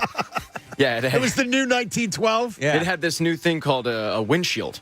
It had a cover on it. In 1925, the New York Giants played their first game ever. It mirrored last Sunday because they lost. In 1992, Deion Sanders played for the Falcons and Braves on the same day. In 1995, O.J. Simpson canceled an appearance on Nightline because he realized he shouldn't do interviews after killing 2 people. Well, no. He's still looking for the real killer, Pat. Looking real hard. He right? is. Looking real hard. We may see him at Vegas at the Super Bowl. And in 2020, LeBron and the Lakers defeated the Heat in 6 games to win the NBA title. LeBron becomes the first player in NBA history to be named Finals MVP with 3 different teams. Wow. And that is I have I understand Fanatic Brass was saying they need somebody big and furry to come on in, like maybe a new host. They were thinking about maybe there's a spot. And it's not Casey Boy. There's a spot that they could bring in. Who they got? This is There a he big is. furry character coming in with wait a minute here. It is Gritty in the house. Gritty was eyeing me up earlier. Look at that. And Gritty's got a calendar. He's got the 2024 Gritty calendar. Now, did you do some ab work for this, Gritty? Yeah. Not really. Doesn't look like Not it. really. Good. He fits in Is this well with the it. swimsuit edition? Now, let's see. Bob, some of these pictures, are they in any way provocative? Well, In the when you Gritty look like calendar. that, how could it not be provocative? There you right? go. So, wait a minute there. Gritty. A little sexy there. That's a little There you sexy. go, February. There it is, February. And he's got some stuff written in on the days. So are those your important days on the calendar? Yeah, Nice. renew passport. Call insurance about car's extended warranty. Casserole night. Casserole night. Is that big? Oh, I'm Oh, a tuna really? casserole guy. Tuna. Yeah, I love tuna casserole. No, I don't think Gritty no, he's doesn't not like eating tuna casserole. Gritty Hot doesn't eat dog tuna. casserole. Call lawyer, March 21st. Call lawyer. You always just a monthly check-in. That's it for some of the lawsuits that get filed against Some us. of the lawsuits. Wow. Dancing in the rain. Oh, April. April showers. Yeah. What do they bring? Mayflowers. And what do Yeah. Mayflowers bring? Pilgrims. Very good, thank you. Let's see here. Oh, there's a shower. He did pencil in a shower for for April 19th. Is that a wedding or a baby? No, I think he's finally He going wants to to bathe. be, he wants to be clean just for a the rain postseason. shower. He's gonna bathe. Okay, I got you. Now, May 11th, I got to tell you, that's that's pretty cool. The Those sunflower. but- looks like Hollis. Yeah, but he's getting a little provocative here. What's Yeah, May yeah, 11th? that's- Gritty says today will be wet. This is when the calendar gets sensual. I'm telling you this. Okay. Tell someone you love them on May 21st. You could do that on January 1st, Gritty. This is No. great. No. No. He holds out with this. Stick to the Look at him down in calendar, Ocean John. City, Bob. We Oh, love that. nice. What Yeah, street's that- he on? Fish Street? He's going to be on the new. He's going to be in the new version of Baywatch. Gritty will be doing that. Hey, Gritty, everybody can get this calendar. Nicholas Delorier will be joining us next hour. Yeah, he'll tell us he's how in you can it. get the calendar and is part of it. So, Gritty, we appreciate you stopping by. My girls are huge Gritty fans. My 4-year-old. Oh, yes. My 4-year-old wants to meet Gritty real bad. My little cousin Molly, Ryan's daughter. Oh, she's adorable. She's obsessed with Gritty. Gritty's biggest fan. She's got Gritty in her bedroom. She's Gritty for Halloween. How about that? Wow. Every single year, she wants to be Gritty for Halloween. Oh, that's pretty 2 good. years in a row, she's been Gritty. Hey, the Gritty calendar, it's available. We'll talk to Nick Delorier about it coming up Nice. in the next hour. And we'll see you Monday. We love you. We'll be down there on Monday. Gritty will be there Monday morning, center ice, doing the show, and Yes. Gritty's ready to go. Hey, we All got a lot right. coming on. Thanks, Great to have Gritty. Gritty stop on by. There's lots more on game 3 tonight that hopefully will avoid a game 5. John Kincade Show here on 97.5, The Fanatic. A shout out to a very important part of our family. It's Bradford White. Now, Bradford White is not a person. This isn't like Remington Steele if you're a child of the 80s. Bradford White is a water heater. Have you ever run out of hot water? Do you know what a pain that is? Have you ever had to deal with a cold shower or not being able to run the dishwasher or do laundry? Well, if you have a Bradford White water heater, you never have that problem because it delivers all the hot water my family needs every single day. It's important to you, and I know it could be important to your business and your family. So if your current water heater isn't delivering what it should, or if you don't know how long that water heater in your house is going to hold up, upgrade it now to a Bradford White. To learn more about Bradford White water heaters and to find a plumbing and installation pro near you, visit BradfordWhite.com because how you heat your hot water, it matters. Choose my friends at Bradford White. Fanatic Sports Update. Returning home, I'm Pat Egan, and this sports update is brought to you by the $500,000 NFL Pick'em at Harris Philadelphia. For details, visit harrisphiladelphia.com. Must be 21. Gambling problem? Call 1-800-GAMBLER. Phillies Braves pivotal Game 3 goes down in a few hours as the series returns to Citizens Bank Park. Phillies will turn to Aaron Nola, who has a 2.83 ERA in his last 5 starts. Phillies beat writer Matt Breen joined the best show ever yesterday and said he expects Nola to continue his strong form. This is setting up, great for a Phillies win in Game 3, and any other way, I'd be stunned. I think if Nola pitches the way he pitched, not only against Miami, but down the stretch in September, again, a guy that we all know what he's pitching for past this season, and he's pitching at home.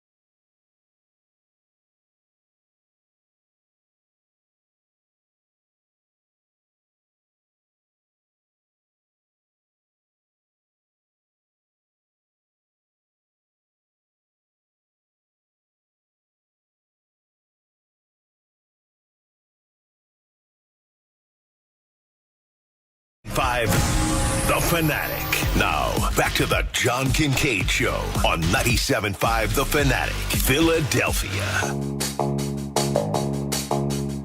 You want to win $1,000? You got your opportunity coming up.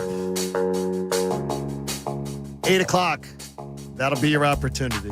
Fanatics Kelly Green Cash. You can win a Kelly Green Birds jersey, too. That'll be awesome. Plus, we got Adam Schefter coming up at 8 o'clock. Nick Delorier at 8:20. Have some fun with that. So hang out with us here as we approach Game 5. Game 3. I keep going to Game 5, and I'm wondering, is this the third time I've done it today? You're looking ahead, John.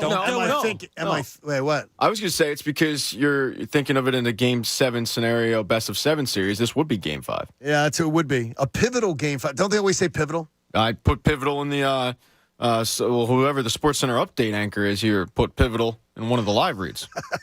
Pat, I want you to go I'm just going to turn off my mic and listen to you talk about Spencer Strider and Orlando Arcia. Okay.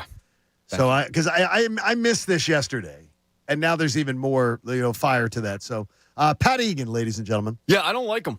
I don't like him at all. I'm finding new ways to dislike the Braves that I didn't think was possible. And if you think I'm kidding, I could probably, you name a player, I'll tell you what I don't like about him. A lot of them are just ridiculous reasons why. Absolutely ridiculous. So you're acknowledging they're ridiculous. Oh my God, yeah. Okay. I don't like Matt Olson because he's balding up top. He's thinning, and it's obvious. And do something about it.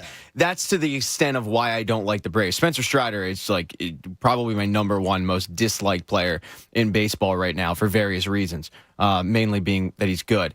But Orlando Arcia, and I don't know if people saw it yesterday, word got out that he was taunting Bryce Harper for getting picked off of first, doubling up, and he was laughing at him and saying, good one, Harp. In the clubhouse, yes. Who the hell are you, Orlando Arcia, to be talking about Bryce Harper? You could not tie Bryce Harper's Fanatic cleats, and you're talking crap. There's no way this doesn't backfire on him, which I really hope it does. I hope he doesn't go for 4. But, dude, you're not at the level, Orlando Arcia, to start talking about former MVPs and guys that, by the way, usually live up to the dramatic moment and become the hero. We saw that at last NLCS. But, I'm learning new ways to dislike players that beforehand I might not have liked them, but I didn't all out despise them. And now it's Orlando Arcia is giving me ammunition. Don't like that dude at all. Michael Harris for the catch. You name a Brave at this point, I could tell you something absurd, and that's the reason why I don't like them. I'm jumping through hoops to find reasons not to like these people. And some of them totally irrational. Oh, my you God. Acknowledge that. 90% of them, John, are irrational. Okay, but that's what being a fan is. John, Bobby brings it up all the time. Fan short for fanatic. But is there been players that going into a playoff series, maybe you didn't like the guy, you were on the person, and then middle of the series, after the series, you just cannot stand this person? Has there ever been players like that for you guys? Danny Ainge comes first to mind for me in sports. Great answer. Sedale Threet punched him in the face one time, and it was awesome. He was kind of knocked out on his feet. I couldn't stand watching the Celtics. Kevin McHale, a player who I totally respected. I hated when the Sixers go up against Kevin McHale. Just because he shot you. Well, Celtics. It's weird. Celtics just really spit out of our mouths. Yeah. As far as that venom. Stevens. What he did to Lindros, and even before then, you couldn't stand him. Bring it closer, I'll go. Sidney Crosby can't stand. I watched the first period of that game last night because I wanted to see Connor Bedard. And they come out for the opening faceoff, real quick, not to get off. They come out for the opening faceoff, and the referee's like, Sid, hey, good to see you again. Good luck on a great year. Hope you have a great year. Connor? Yeah, welcome to the NHL, man. Let's go, boys. There you go. I thought it was kind of funny. But as soon as he said hi to Crosby, I was like, I can't stand that guy. I don't. I know you're not there. Yeah, I'm not. You're appreciative of his skills. I'm one of the few. I am too. I appreciate his skills. How about the polar bear? Isn't that the polar bear or whatever?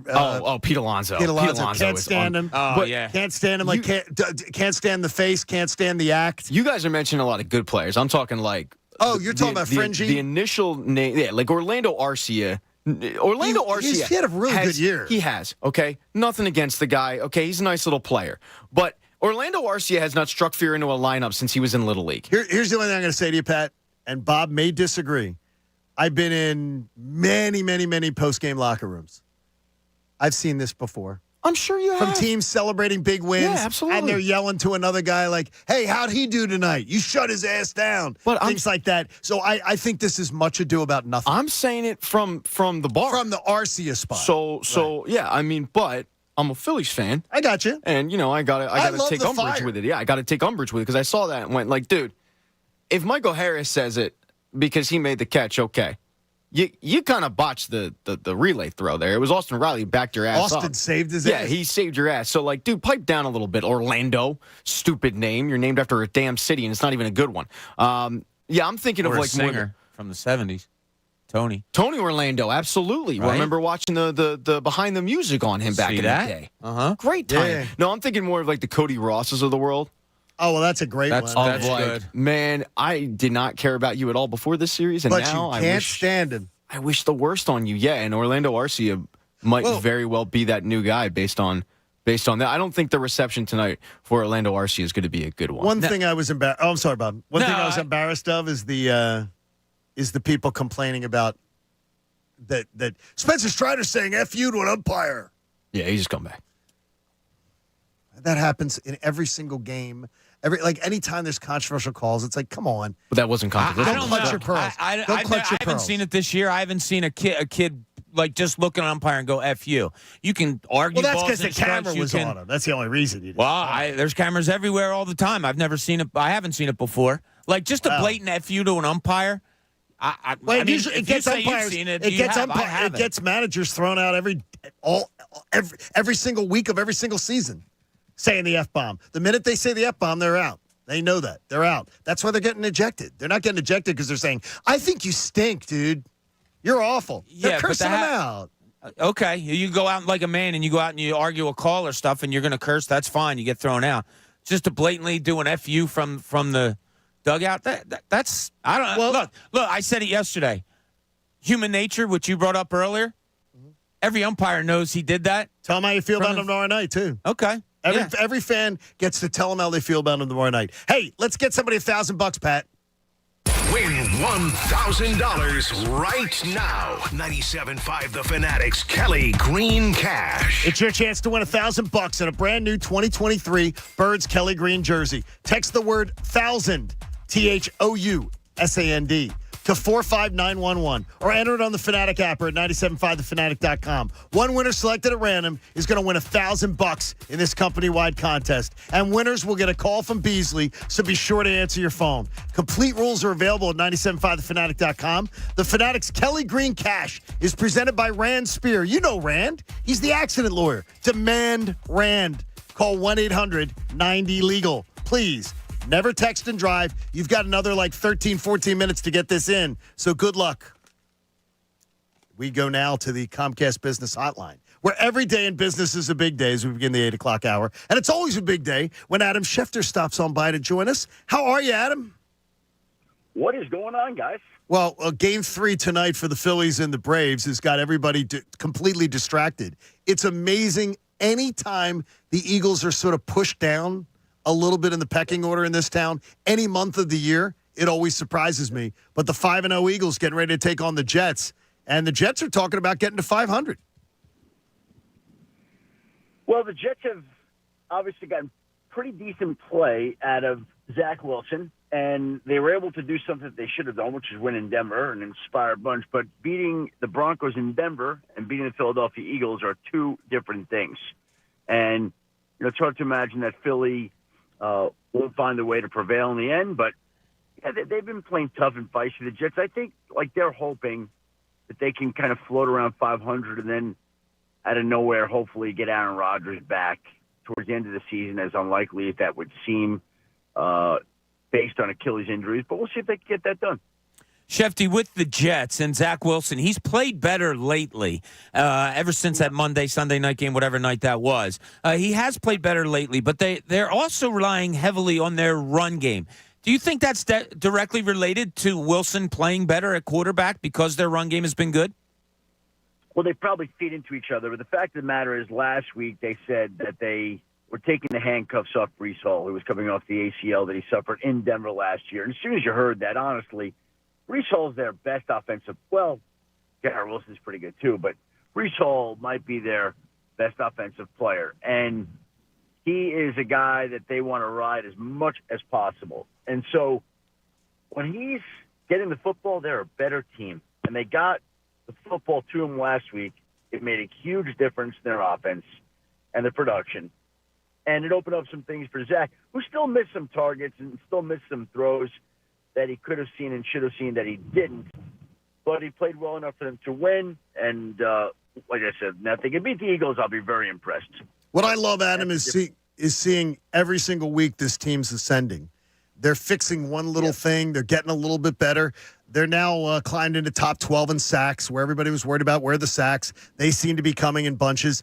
And Jalen Carter is just every single week, our jaw drops with something else different that he's bringing to the table. Well, before we get to him, I'm curious. People thought this defense with that line wouldn't be able to get pressure. And No. It was the early going where they weren't getting sacks the first couple weeks. Yeah, okay. So people were like, wait a minute, we had 70 last year. I said before the year, if they get 55, I'm thrilled. Like, because 55 many times has been either the top in the NFL or close to it. If they get to 55, I have no problem. Well, what fed into the 70, what helped feed into the 70 was the fact that, they were playing with big leads last year. Big leads. And they really haven't done that as much this year. They've had the lead, but it hasn't been situations where the opponent has had to throw the football every single down. And so that feeds into it. But they got, I think it's 7 ones on the front line, and they should be able to get a lot of pressure. And Jalen Carter, nobody's going to win Defensive Rookie of the Year over him, right? Let me think. Is there anybody else out there right now that could take the Defensive Rookie of the Year from him? I wouldn't expect it. Who's the corner for Gonzalez for New England? And he's injured, right? He's out for the year. Yeah, he's out for the year. He was really good the first couple of weeks, and that was... It was great. Yeah, right? And that was probably the only name that you had out there, I think. To take it away from him. Yeah, he was great. You know, but he's not going to be... No. Yeah, I don't know of any other names. But, Shefty, I want to expand a little bit here. The Cowboys last week just getting absolutely drubbed by the 49ers, and Dak Prescott throwing 3 interceptions. A lot of talk about him after the game. Where are they right now, and why are they so much different than maybe we thought they were going to be before the season began? Well, they were embarrassed on Sunday. That was something I was not expecting. And what was interesting was, I'd spoken to a couple of 49ers people last week, and I was saying, boy, Dallas, it feels like Dallas has put a lot into the game. And I'm just telling you what, the 49ers thought. They're like, yeah, they've made this out to be their Super Bowl. And they said if we don't win this game, we're 4-1 and we're on to next week against Cleveland. I'm like, that's a good, healthy attitude. They're like, yeah, but Dallas is like all in on this game. And then even when the Cowboys were all in,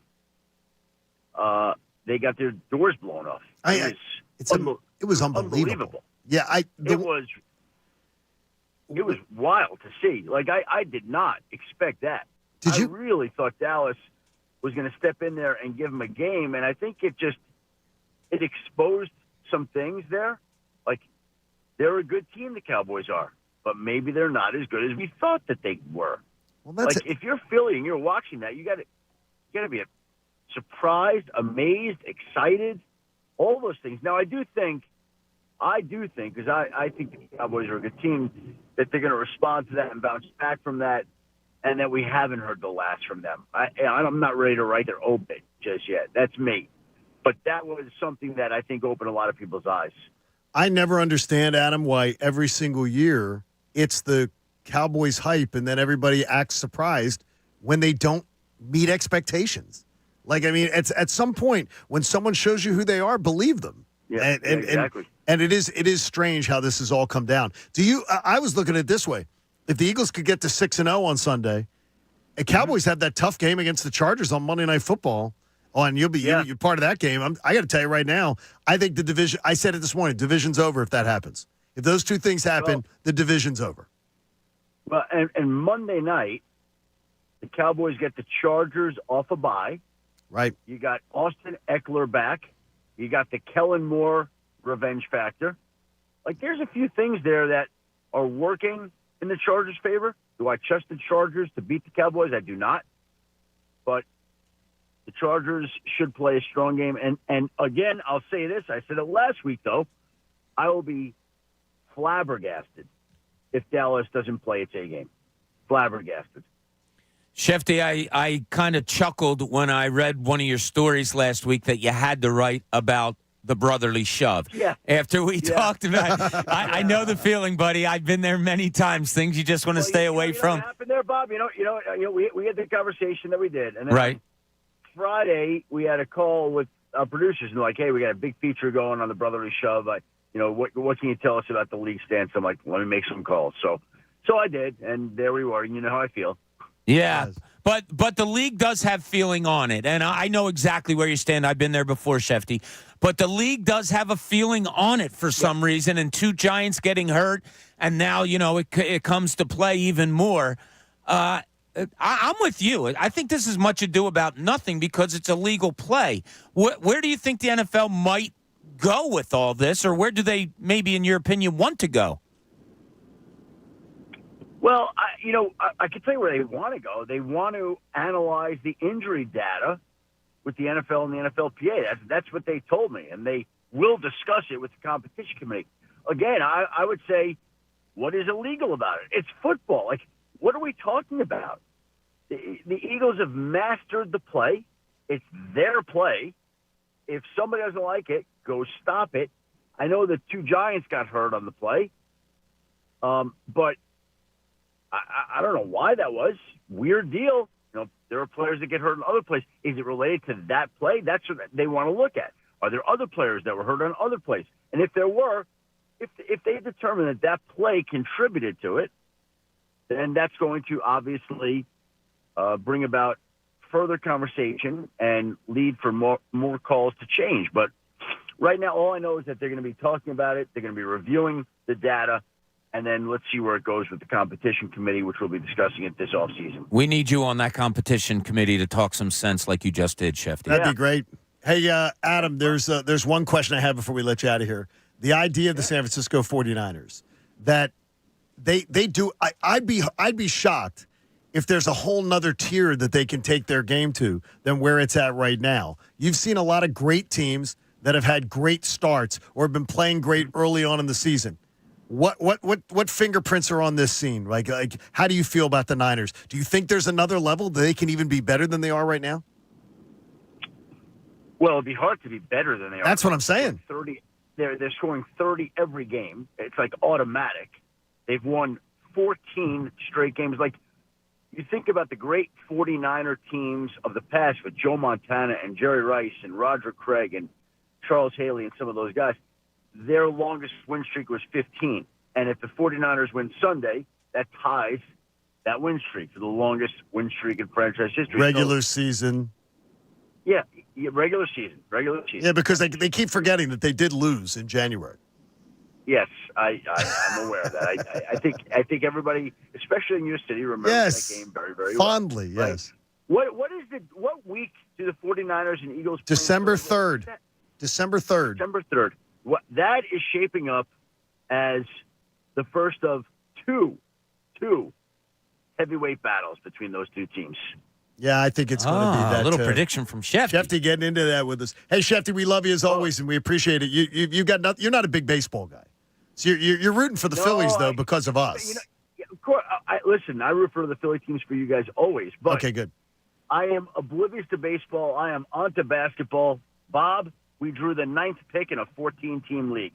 9th pick. Okay. When is your actual draft?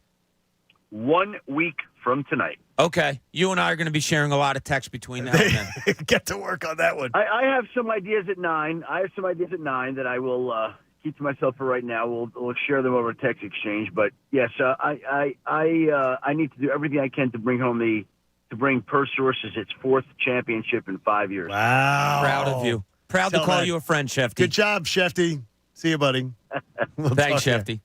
Adam Schefter Thanks, guys. joined Have a us. great day. Adam Schefter joined us because of my friends at Landis Block and Concrete. You can create your very own jaw-dropping backyard paradise at landisbc.com. They are absolutely awesome.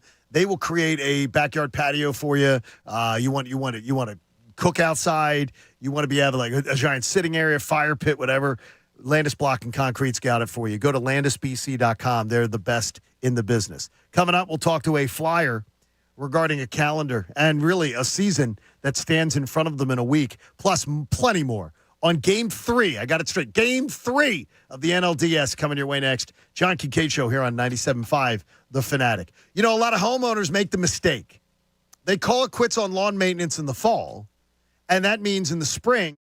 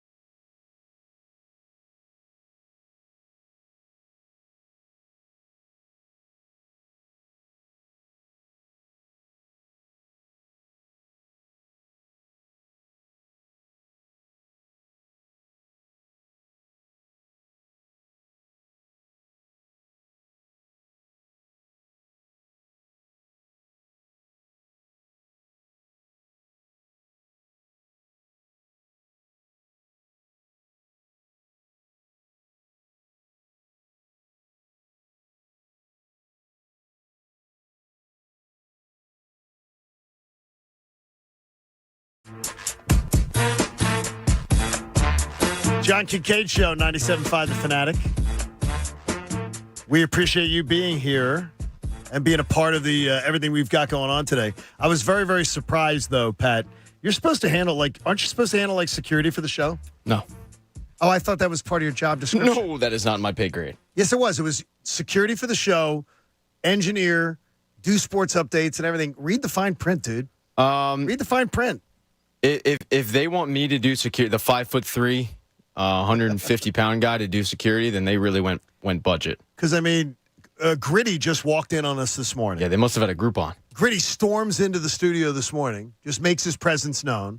And then, so I start saying, Pat, you're supposed to step up and make sure that people aren't just walking in the studio. And then the Flyers say, well, we've got more muscle. We got Nick Delorier. I'm not going to be here. Now, would you stand in the way of Nick? If Nicholas shows up. No, you're not doing that. There's a clip from when he played in Minnesota during the playoffs where he is, I don't know who the poor guy was, but he's screaming at some St. Louis Blue, I've got you for 7 effing games, buddy. So, no, I'm not standing in his way. Well, we're glad to join him now. He's on the Comcast Business Hotline, Pat. So every day in the business is a big day. Comcast Business gets you ready for what's next. That way, Nick, you don't have to intimidate Pat just on the phone. And we're thrilled to have you with us this morning. Good morning. Well, good morning. Thanks for having me, boys. Yeah, Gritty walked in the studio this morning like he owned the place. Just walks around. That's Gritty right there. You have no control. You have no control over Gritty, though. You're a guy who can absolutely, in one of these kind of physical relationships, you can step up. But Gritty seems to be your match. Yeah, I usually stay away from Gritty. I think he's more of a, the scary one when he's around me. But no, he's great with kids, so that's a good thing. But no, I stay away from his tracks, that's for sure. Are things going to be scary for the Flyers fans this year? I think this city has absolutely coalesced behind Keith Jones and Danny Briere and the idea that they address the word rebuild, get this thing started. But what does that mean to you starting a season? Yeah, no, I think as a player, you always want the success of trying to win and trying to go far. But at the same time, this is fun times because the way, like you said, that Keith and Danny said it's a rebuild. But the main thing that I capped on that was it's on us. It's on the guys to see how long it takes. And, since the beginning of camp, even we all got here pretty early, and, this group is tight. Last year I thought we had a really tight group, but this year's beyond that. And, the guys are ready. I think we're excited for a start, and we had a hard camp. But the main thing for me, when you all look at things, a lot of people don't like the old word rebuild. But at the same time, when you say it's on the players, it's on us. So it's great. So, Nick, we have been caught up on the rebuild stuff. And like you said, with Danny and Keith Jones coming in, that's been the focus. But if you could do me a favor, describe what the team is like. What kind of play should we be anticipating, should we look for from this team as fans of the Flyers?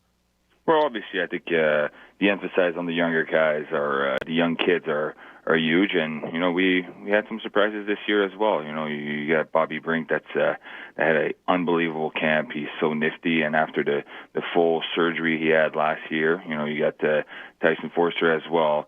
Then you got Emile Andre.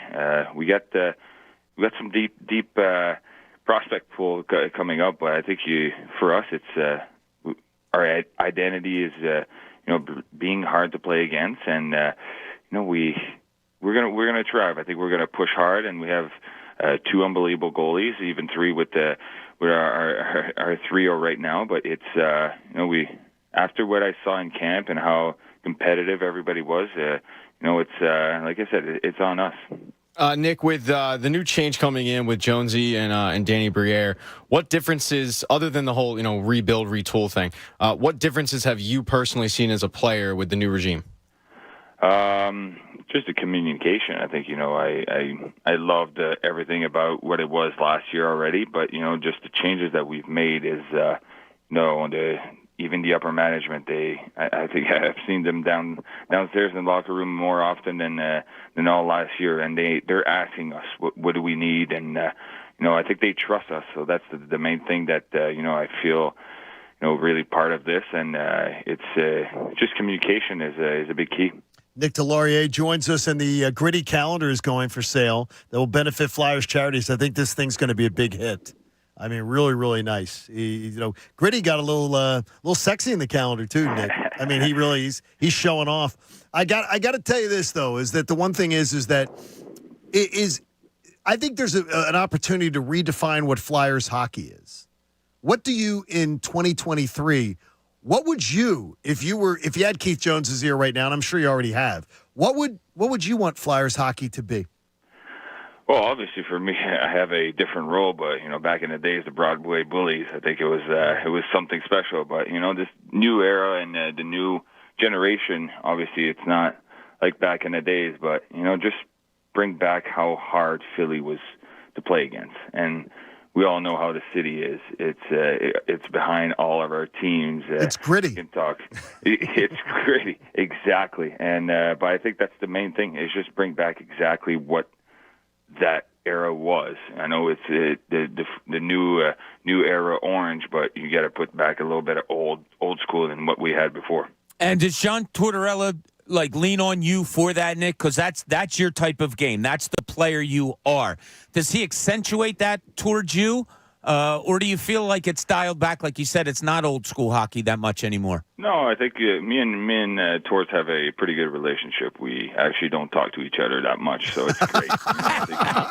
I know what he wants from me, and he knows what I can bring. So I think this is the perfect relationship. If I ever talk to him, I think I'm in trouble. So it's been good. I think last year I had maybe one or two talks, and it was not even about hockey. It was more about family and everything. But no, I try. He's another guy. I stay off Gritty's track, and I try to stay off Torts' track as well. The guys are the young kids. Who is is there a chance that this year's team could be better than last year's? Considering we always hope that. Yes. I think, like I said, the main thing of this full rebuild was the message that Danny and Keith said. They've done pretty much the cleanup, but it's on us. We dictate how long it's going to take. But to be honest with you, after this camp, I think it's promising. I am always optimistic of we're way better than what people think, and now it's at us. We just have to prove it. Nick, we wish you good health all year long and a great season. We're looking forward to watching it and on your home of the Flyers here, 97.5 The Fanatic. We appreciate you making time for us this morning. Well, thank you very much. Appreciate it. Thanks, Nick. Good luck. Nicholas Delorier joined us on the Comcast Led the Business league in Hotline. fights last year, Nick did. Had 14 of them. I love having a player like that on your roster. I would believe that some competing team that's competing for the Stanley Cup will probably come calling for him in March. Pat, do you have that mindset that you think it's or not this year because he signed last year to a 4-year deal? Because it's 4-year, right? Exactly. But the good thing about his skill set, and it is a skill set, is there's teams, as you said, looking for it every single year. His skill set is not going to diminish. Right. And you see guys like him go for second round picks all the time. Minnesota paid a hefty price when they traded for him from Anaheim. So I liked the move when they made it because it did make the team tougher and it wasn't that much money. And when his contract's getting up, he could be a very hot commodity on the trade market. Another one of those pieces. I love the fact that people are fired up for Game 3 of the NLDS tonight. But I love what Bryant in Bala Cynwyd wants to talk about. Bryant joins us here on the Fanatic. How are you, Bryant? I'm fine. How are you? I'm glad you held on because I saw what you wanted to talk about. And I said, okay, we are making sure that Bryant gets right as soon as we got done business. Bryant, tell us what you wanted to talk about because this is perfect. So just to clarify myself, it's not like I hate them because I really don't hate them. Who? Like, the Braves. There you go. So at the end of the game, just watching them celebrate, it just seems like fake and phony. Like it's not them. It's not what they do. Really? And I feel like, and I just feel like it's just not what they do. There's no passion behind it. And it was just kind of empty to me. And I don't want to see that happen again. I don't want to see them celebrate again. And I love that concept of it. Do you look at Spencer Strider the way that Pat Egan does? No, not yet. Not yet? I'm pretty sure I could get to that point, but right now, not yet. Pat, he aspires to get to your level of. I'm shocked he's not at my level. I think a lot of Phillies fans are probably at my level with Spencer Strider. Yeah, but I feel like I don't want to see the Braves celebrate again, and we won't see them celebrate again. I love it. I love it. Is it going to be 4 or 5? 4. It's going to be 4. I like it. Yeah. That's what I said before. I got to stick with it. I want this series to end in Philadelphia. Certainly we do. I'm with you, Brian, on that. Yeah, I do. I think if they win tonight, that momentum all comes back. Whatever momentum you lost the other night. Like I said when we started the show, there are positives to take away from the game the other night, the game on Monday night. That, yeah, do you have to dig for them a little bit? Sure, but I do compare it to almost a football game, a basketball game, where you can say one team kind of dominated but still didn't come up with the win. The Phillies kind of dominated. I mean, you had a no-hitter through 6. You had a ton of base runners. You hit the ball hard all night. You got rid of their starting pitcher after 4, making them throw 95 pitches. You did a lot of really good things that night. So the momentum was totally taken away from you with 2 late home runs and some, bad fielding plays and maybe running decisions.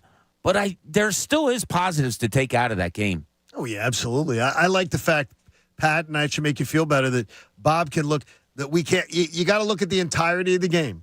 We hated the ending of the movie. You're the cinephile. Sometimes you like a movie and then you hate the ending. Absolutely. Or a series or something like that. No, I mean, that was a great – if you didn't have a rooting interest, great game. It was a great game. If you had a rooting interest, which I did, it sucked. Took your heart. But, for 8 innings, it was a blast. It was great, and then, the wheels kind of came off. You're going to be out tonight. Where? Yeah, so you and Andrew Salchunas, right? Me and Chunas are going to be at Patty Wax on South Street, so stop on by. Yeah, we had a really good turnout for the first watch party.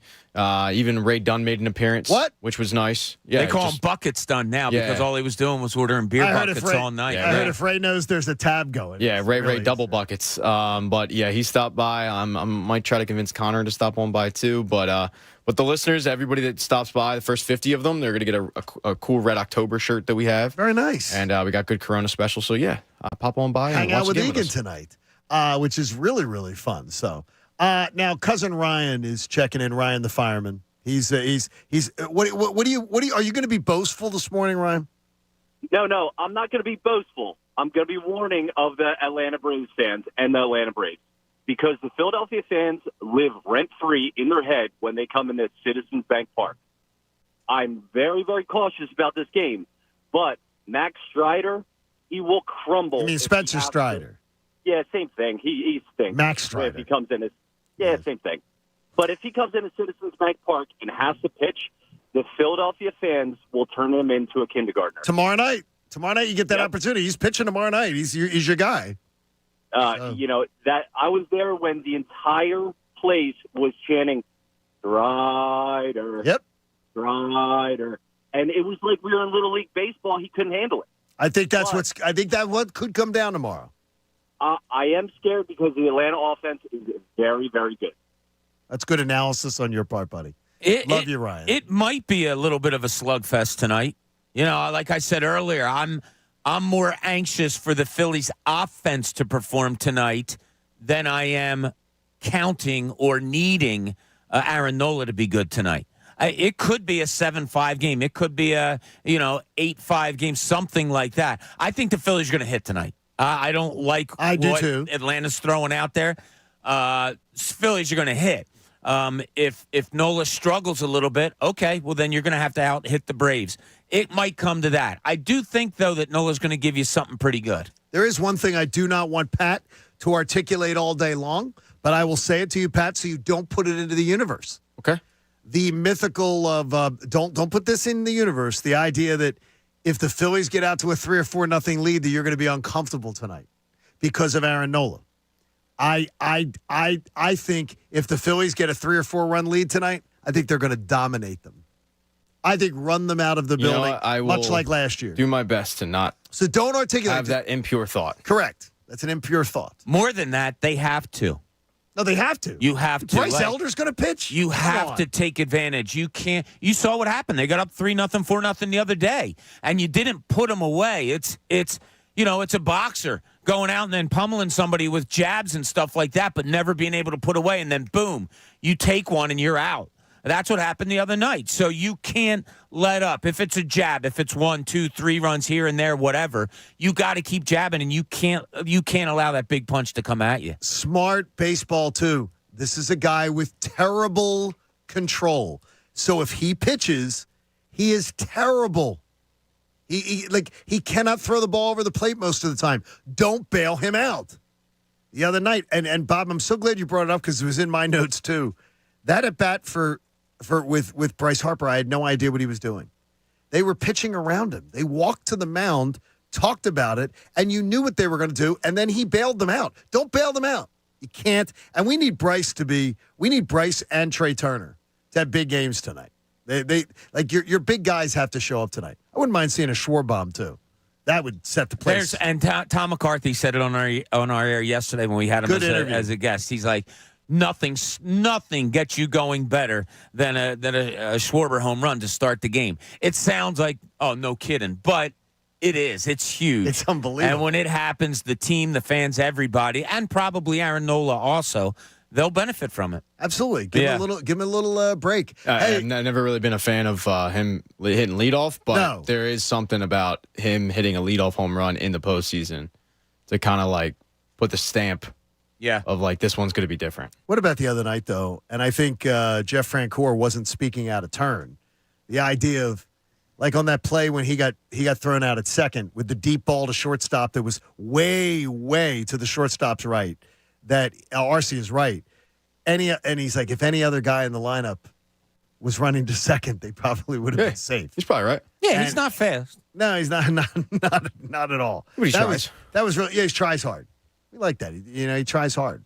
We like that, though. But but he clogs up the base paths. That is a clog. He is a clog. Even the pump man couldn't fix it if that was the case. So Terrell joins us. Terrell, how are you, buddy? How you guys doing? How's everybody doing? Good. We're ready. We got a 5-0 Eagles trying to go 6-0. We have a Phillies team going in Game 3 tonight. Everything's good, right? Yeah, I'm excited for tonight. But before I get to my Eagles point, can I love listening to Bob and Ty and you talk basketball. I'm surprised. Like I said this last year, I'm surprised you guys ain't had a list of y'all GOAT list yet. Like we need the streets to argue, debate about that. Well, I got to tell you, Tyrone Johnson and Bob Cooney have doctorates. I have an undergrad. Believe me, those guys are great. I love listening to them too.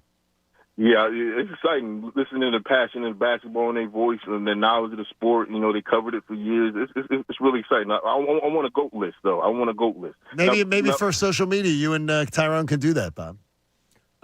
Maybe. Give the fans something. Top 10. I don't think mine's changed much over the last few years. So, yeah, we'll talk about that, Terrell. Yeah. Now, to my Eagles point. After this loss the 49ers did to the Cowboys, and, the Cowboys also lost to the Cardinals or whatever. Sure. 2 losses in the conference already. Buffalo lost a lot of players, and Kansas City doesn't look like the same Kansas City without Eric Bieniemy for some reason. I got a question. Does Pat have his foot up yet?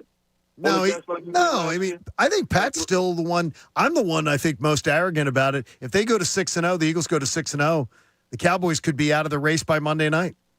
Like, we might only have to worry about, one team, and that's the San Francisco 49ers, and I think we can beat them.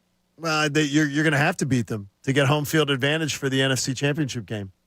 December 3rd, you're going to have to beat them. I'm close to putting my feet up, and I'm not yet. I think anybody can get it now. I'm close to saying anybody can get it now. Patty's using your line. And that is fine with me. Terrell, come on now. Don't put your feet up too early. Let the man put his feet up. I'm leaning towards it. Who's our competition out there? San Francisco? The 49ers. The Eagles. Good job, Bob. Bob got it. The Eagles Bob got it. The Eagles might be your best competition. Seriously. I said last year when they were on that streak, there might be the only team in the league that could beat the Eagles were the Eagles. They're not playing their best football yet. San Francisco is. I kind of like that. I like a team that still has their best football in front of them. We got weeks and weeks and weeks of film to study on San Francisco. Sure. There's no reason why we are not going to be prepared for that game. It's going to be we was last year. Like we was last year. We were prepared for that game. Well, you got to knock out their quarterback to win the game like you did last year. I think they were winning that game either way. I really do. Yeah, I don't think Brock Purdy was putting up 35 points against the Eagles last year. He's putting 30 up against everybody else now, though. Yeah. Every single week. He's done really, really well. People really just try to come up with reasons why he sucks, and he doesn't suck. And if they're not watching him, Nah, he's good. He's a good quarterback. He really is, and he's better than I expected. So I'm not raising my hand. Better than everybody expected. Yeah, He's just irrelevant. Yeah, I'm not raising my hand like he's like I saw it coming what he's doing, but it's been pretty incredible. They got a really good team. They do, and I don't think the Eagles have any problem knocking him out of a game again. I think that'd be fun. Wouldn't that be? You know what though? They would lose their minds. They would absolutely. Hopefully, they'd have a better backup quarterback. Who is their backup this year? Oh, it's Gabbard. It's the old Jets quarterback. Oh, Sam Darnold. Sam Darnold. Yeah, that's right. Yeah. No, it's not Joe Namath. Last year they played like Joe Namath, the backups. That was bad. God, that was bad. It was so much fun. Almost anticlimactic. All right, we got a lot coming on Game 5 tonight. Bob and Pat have some ideas about what to expect tonight, and we're going to get into some little discussion about that. And if you want to join us, if you're getting ready for Game 3, I said it again, Game 3 tonight, 610-632-0975. John Kincade Show on 97.5, The Fanatic. Look, Philly's all red right now. It's Red October. That's all you're obsessing about right now. And the division series against Atlanta. Why don't you open up the BetParks Casino and Sportsbook app and get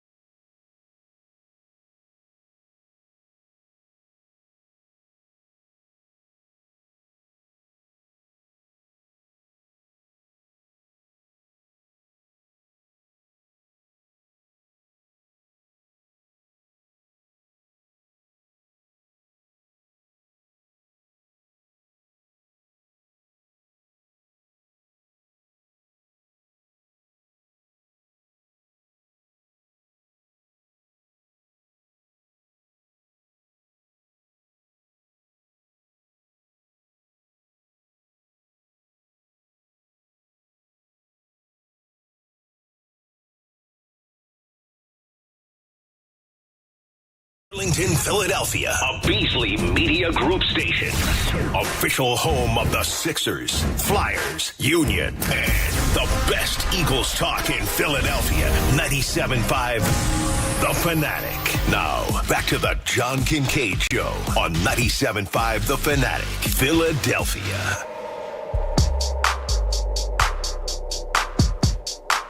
John Kincade Show on 97.5 The Fanatic. Our 9 a.m. hour is brought to you by The Bagster. It's a dumpster in a bag. You get your stay at Home Depot and Lowe's. And for details, go to bagster.com.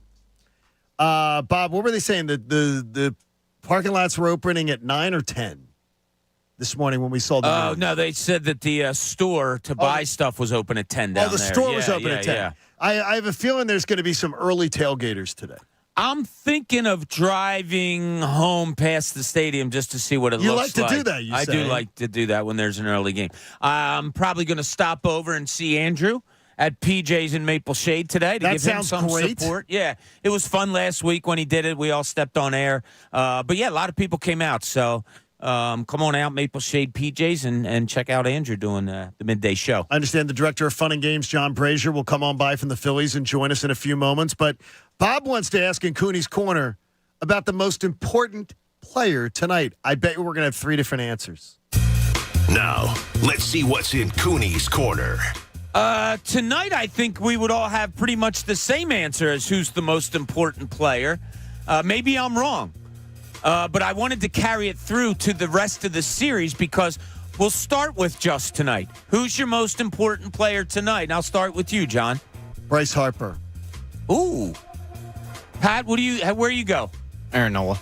Yeah, I thought we'd all say Nola tonight. Now, if they weren't having the pitching situation that they're having, I'd agree. I think Nola could pitch a good game, and they could still win tonight. Yeah, and it's funny. Since we've been here this morning talking about it more and more, I've kind of gotten off the Nola thing a little bit.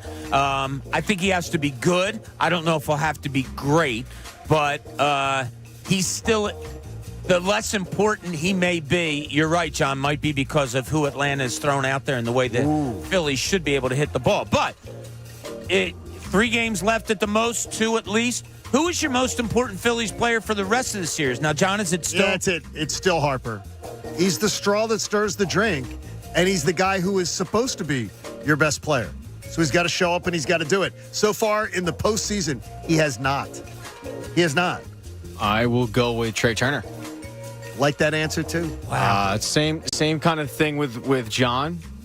He's not the straw that stirs the drink. I agree with that. That's Harper. But Trey Turner can do so much if he just gets on base. And he can kill you in a lot of different ways. And we kind of saw that in Game 1, him stealing not just second, but then third. I think if you can get Trey Turner on and kind of wreak havoc on those base paths, it can go a long way. Now, you guys both used the terminology or description for Harper that I use for Trey Turner. And I'm with you, Pat, also. I went Trey Turner because I think he's the straw that stirs the drink. I think Bryce Harper's the drink.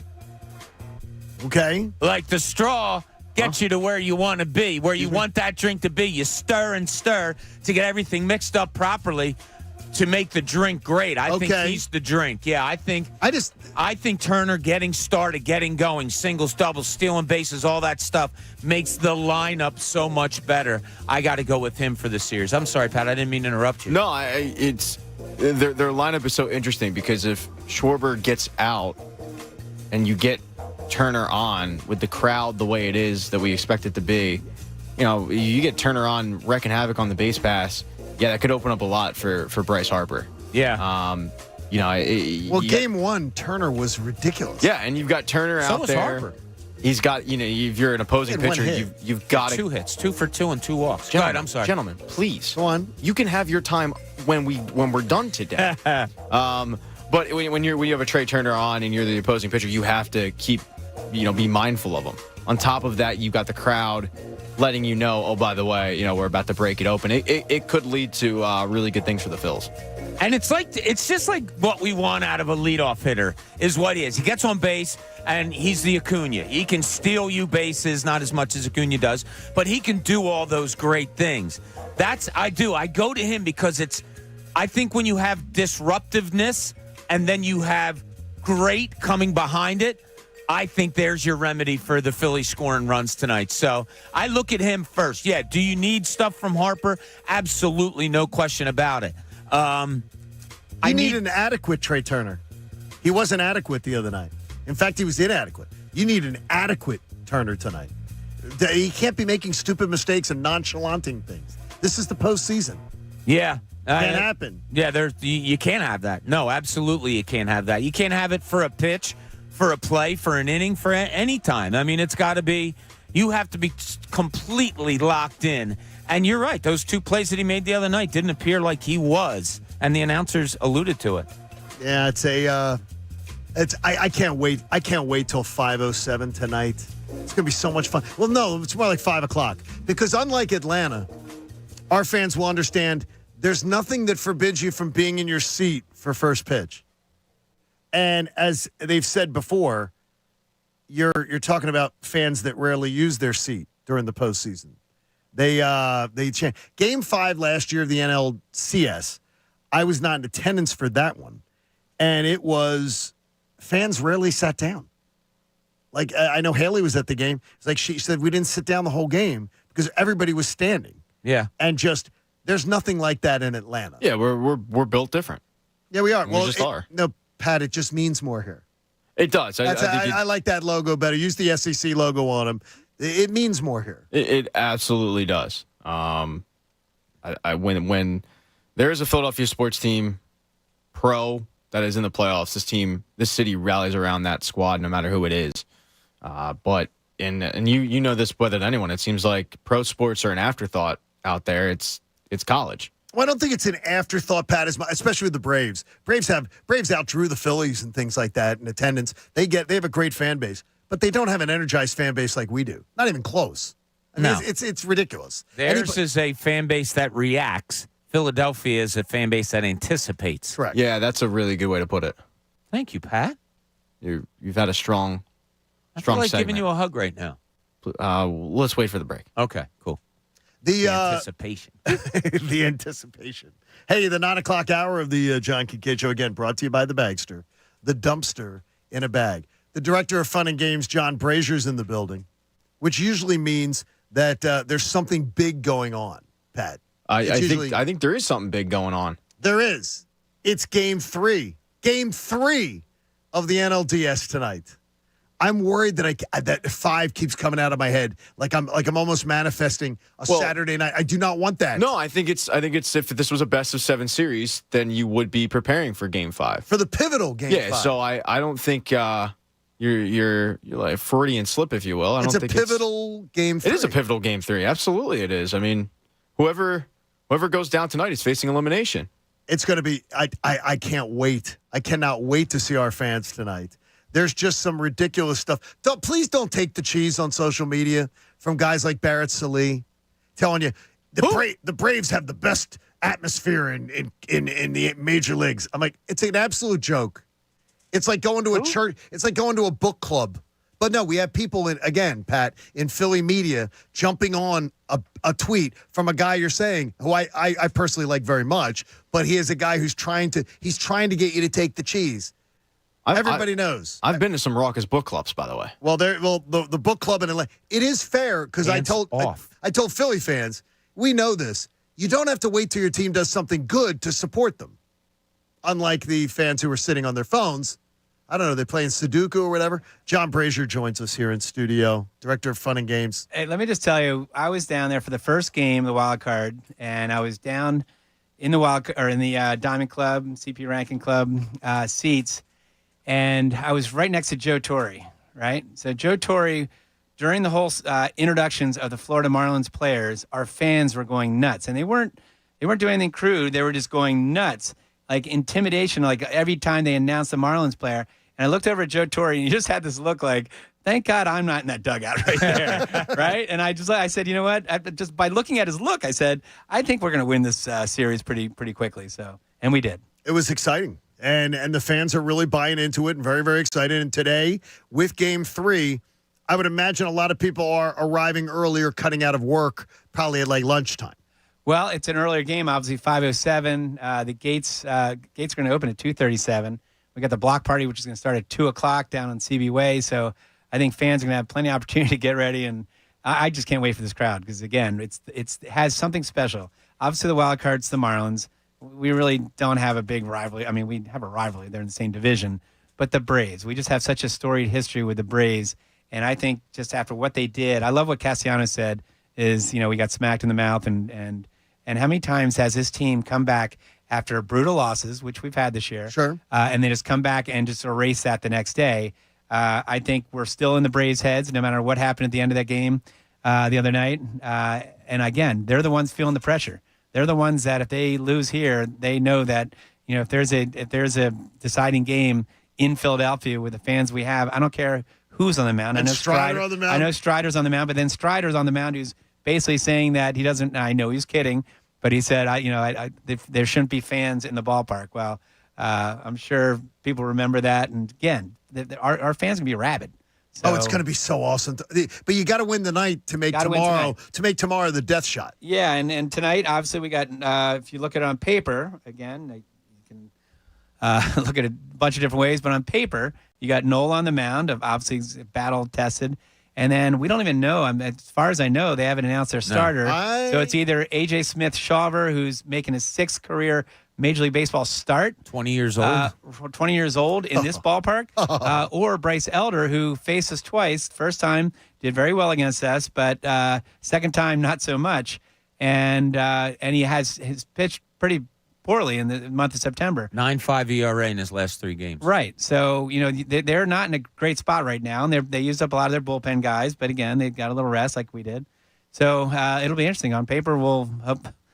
But again, you can't count the crowd is just going to be, no matter who's pitching. What's the rest of your day entail? Director of Fun and Games and the best title ever in the history of the world. Game day, 5 o'clock, playoff game. John Brazier from 11 o'clock on is? Well, I'm basically not taking any more ticket requests. So if anybody's going to text me or email me, no is the answer. But we have a lot of media. They're still there all day. So I'm going to head to the ballpark after this. And a lot of it's just kind of just whatever. There's things that we got to clear up, things that we're still planning ahead. Right. I mean, we still got to plan as if we're going to the NLCS, going to the World Series, and talked to a lot of different people on that, but it's for the most part, it's dealing with the media, and it's also keeping myself calm because I can't wait till 5:07. I can't wait. I want it to happen right now. Plus, you could be opening the NLCS here. Could be, Arizona. Right? I mean, the Arizona to me, and I've been saying it, and Pat and I both were a little concerned about Arizona being a team of USC. They look like last year's Phillies. Arizona's really on a mission. They've got guys that maybe they're too young to realize how good they are. They have some of the best young players. Yeah, they have the Rookie of the Year. Heard of. Yeah, Corbin Carroll's winning the Rookie of the Year. Corbin Carroll is a dynamic. It's unbelievable. Got everything going for him. Power. He can hit for average. He's fast. He's great defensively. And they've got some other guys too that are dangerous. All right, I have a well-placed tweet that came in during the last break, but I don't have announcements on. No less than 50-50 that the Braves will go with a starter today as someone from the bullpen as a starter. Today. A bullpen game. That they go one and then bring in one of the youngsters afterwards. Yeah, they're going to be on whoever it is going to be on a short leash. Try to get one or two innings. Yeah. Try to get one or two innings out of a bullpen arm that it's part of the reason why this person suspects they haven't announced a starter. They don't want the Phillies preparing for it at all. Let's see if it pays off. I think it might be the best strategy. To not have to be able to shut down if you think you got a guy that can shut down the Phillies lineup early, then bring in the kid. I don't know. You don't have a day off tomorrow. Yeah, and who's that guy? Well, and the fact that they're thinking that way too means, again, they're trying to play some games, but that means we're in their heads. So they're it absolutely is playing like that. So, but also what's going to be cool is that throwing at the first pitch, we have Governor Josh Shapiro is going to be throwing at the first pitch, but the crowd's going to go nuts for Raul Ibanez. How many fans love Raul? He's throwing at the first pitch. So there's two first pitches? Two first pitches. And then tomorrow we haven't announced it yet. Pat?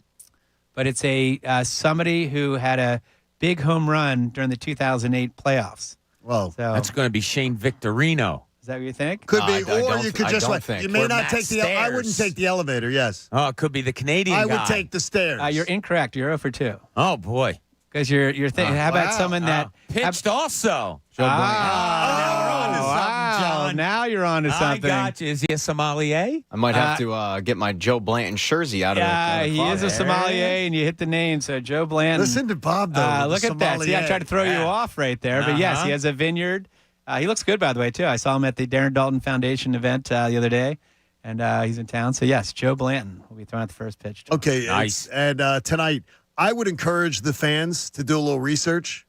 They still the Braves fans somehow have put their arms around Marcell Ozuna, and I would just suggest that the fan base here had very big problems with guys who had histories like Marcell Ozuna's. You might want to just remind him of some of that, and pick on that. I know Strider's going to get it tomorrow. Well, he's gotten it before. I don't think that'll be an issue with the fans reminding him. So you mean the DUI will come up to not drink and drive, and then right around the corner from where I lived, then the police had to come for the domestic abuse issue.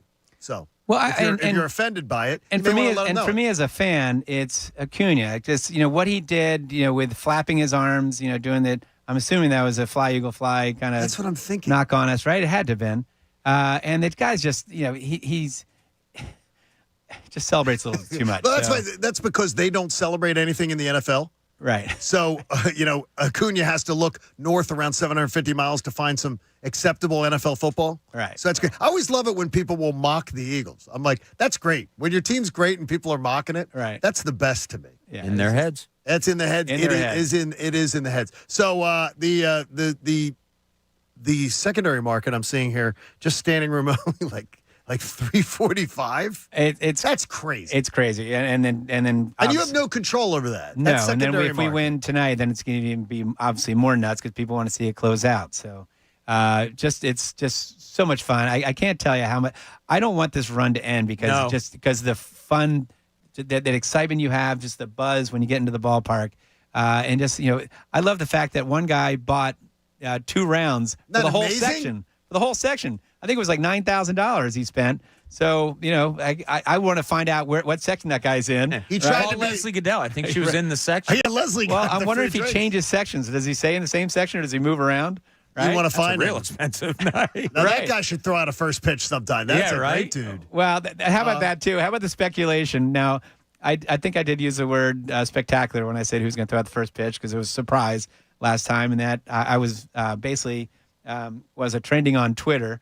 Because next thing you know, it's on page 6 of the New York Post, and because everyone's thinking it was Taylor Swift, everyone's thinking it's Sly Stallone, right. Or it's the dog that caught Cavalcante, or it's the alligator. Or they were throwing all kinds of things out there. I like the alligator. We got some good suggestions, by the way, by looking at some of the comments. I saw where just a side story that Cavalcante is going to be that, and Fetterman will be the top Halloween costumes in Pennsylvania this year. That those will be the 2 biggest Halloween costumes that you can get. I think a Bryce Harper, leading this team to the World Series would be a great costume. That would be a great costume, right? There's lots of ideas there. Pat, you have any ideas for Halloween costumes? Because that's pretty good. Cavalcante and Fetterman are 2 good ones. I was going to go as Bob. How would you dress like every coach on every NBC Saturday morning sitcom? I have most of the clothes already. I could go as Brazier if you want. There you go. How could you go as Brazier? Just buy a Phillies polo. Phillies polo and just wear it? Yeah, you get like Do you tan wear or any white. clothes? And every house you go to, you got to tell a joke. Did you? I don't have. I've got Phillies pullovers and I got some shirts. But if you went to my house, you would never know I worked for the Phillies. I don't have any Phillies stuff. I don't even have a memorabilia room. You probably have. You guys all probably have much better. It's your office. Man caves and. Well, it's your office, but right? my office that's where everything goes. Your office is awesome. And my wife won't allow me to have anything. Bring anything home. So Really? That's okay. Well, I've got I was single for a long time, so I've got Now, she didn't have anything chocolate, does she, in the house? we've got some chocolate in the house. But I've got all. I think from being single, I've got Caddyshack posters and all that stuff framed, and that's all in my office. Well, she can't take that. No, there's no way she could accept that. She forced you to put the Uday Brito bobblehead in your regular office? Yes. Doesn't want that home? Yes, and she doesn't want the Sixto Lezcano bobblehead doll either. My only piece of signed memorabilia is Sixto Lezcano? Cole Hamels World Series MVP ball. And Cole Hamels was that one of the wild card games? I have no other signed memorabilia of any kind. So I would have thought you would have this like sports memorabilia man I've got cave. stuff, but I know it's all Phillies, it's all Eagles, it's all Flyers and Sixers. It's really Eagles and Phillies get the primary. I have a lot of stuff. But yeah, Pat, I don't you have got the man cave? No, because I decided to do some adult activities, and 2 kids came out, so they took over the room. Thanks for bringing Does it that really up. work there? Yeah, So lost my room. Thank you. yeah, I've it's never collected nothing. he's never you're a boring. collector. No, I am. But back in the day, what am I going to do? I was a reporter. I'm not asking people for autographs or anything like that or memorabilia. I just See, never did it. see what we got to deal with, John, is this guy. Like Well, the it's Bob. I mean, non-fun it's- Bob. In 1996, if you remember, we had the All-Star game, and Steve Carlton, which is ironic enough, he was his spokesperson for FanFest. Spokesperson. Right? Which is funny, Yes, that right? is Because funny. somebody didn't speak to the media back Right. then, and he was a spokesperson for FanFest. So after this season, Bill Giles gave all the employees of the Phillies a Steve Carlton autographed baseball, right? So again, I was single. I put the baseball in my bureau. I don't have any memorabilia. I didn't put it in a cube. Right. And literally, like 5 years later, when I had to move, you couldn't even recognize the signature because I guess it just the You dust didn't had gathered preserve up. I did not preserve it, and I ended up throwing away the ball because you couldn't see it anymore. It's moisture. right? I have a Ryan Howard home run ball. What? And it How'd you hit, get it? It hit off because we were down row 4. It hit off the foul pole, so you can see the yellow scuff. The ball girl went to grab it. There was no kids in our section. I was the youngest looking kid there. I was like 19 at the time. You and ran down. No, I was just there. Okay. And she handed it. She kind of like sacrificed it up. I grabbed it. Gosh, that's and awesome. but the problem is, same thing. I kept it in my bag, like on me at all times, and it's kind of beat to hell at this point. Oh, you can't Yeah. do that. Well, I You still gotta have present- it. and you I didn't love- throw it away. And you adore Ryan Howard. He's No, he's not 1A, Jimmy Rollins, right? 1A, 1B for favorite player of all time. If Jimmy Rollins ever had a stalker, It would it's be Pat. No, I did. Call- Okay, whoa, not a stalker. well, the detective said somebody really loves Jimmy Rollins. Yeah, I just think we could be and we know friends. it's a man. I think we could be really good friends if he got to know me. I think he is so good when he joins the broadcasts. Well, Pat, maybe we should arrange that. What do you think? Yeah, I think Yes, we you should. should. Brash. Yeah. Word has it he has your stats in his wallet also. Do you know that? That's really scary. Do you know that argument? No. If but anyone- again, Pat and I played ice hockey against each other in the men's leagues. I wasn't pulling out stat sheets. If back anybody then. questions Jimmy Rollins being a Hall of Famer, right? Pat carries in his wallet Stats to all the refute it, or stats to be able to acknowledge that he's accomplished to just rip people apart, which I admire that. I take great offense to the non-Jimmy Rollins Hall of Fame talk. So I just carry that. We'll arrange a little meet and greet. So everybody should get down. Get down Everybody early, should get yes. down And there even if early? you don't have a ticket, 2:00 Phillies postseason block party, CB Way, a lot of fun. Again, we're gonna have a band split decision. We're gonna have all kinds of activities: Ferris wheel, bungee jump, mobile hitting station, everything. So gonna get be down awesome. early and bring your passion. I don't even have to say that because Yeah, that's gonna we be know there. it's gonna happen. So Yeah, you're allowed to be in your seats for first pitch, unlike in the fans in Atlanta. Exactly. And you can stand up when there's 2 strikes and support Aaron Nola. Yep. So And I'm going to see you next week because that means that we advanced. And it's we'll be in Monday, NLCS. Tuesday? Well, it all depends. Well, no, if it- home games depends on who we're playing. Okay, so if it's Arizona. If it's Arizona, it would be Monday. Yeah. Monday, Tuesday? You know what? I haven't Did looked they that make? far. I wonder if they go back to back because these I built-in have it games right is here. I want to say it's like Monday. these games built in is yeah, it's probably day Monday- off is Yeah, strange. it goes It's Monday, Monday, Tuesday, Tuesday, Thursday, yep. Friday, Saturday, then Monday, Tuesday. Right. So when there's if no we- days if we off, play so no Arizona, it'd be Monday, manipulation. Tuesday, and if we play LA, somehow LA comes back, then it's Thursday, Friday, Saturday. I don't want to look ahead because Bob always is like, like my mom would say to me, put your feet in today.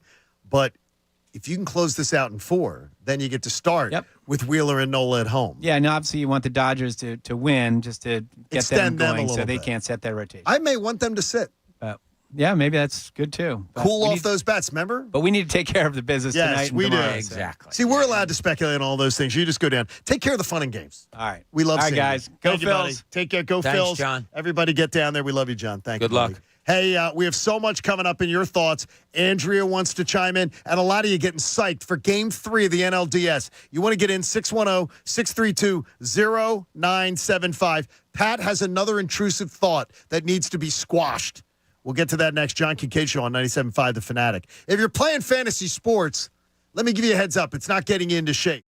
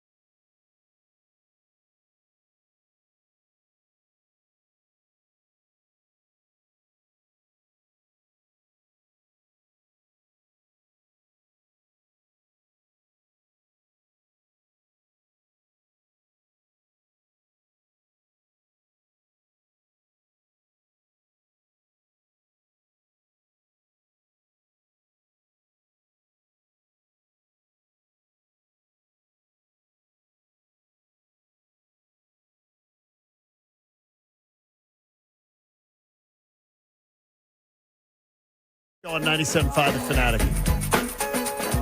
You want to get in and discuss Game 3 tonight, 610-632-0975.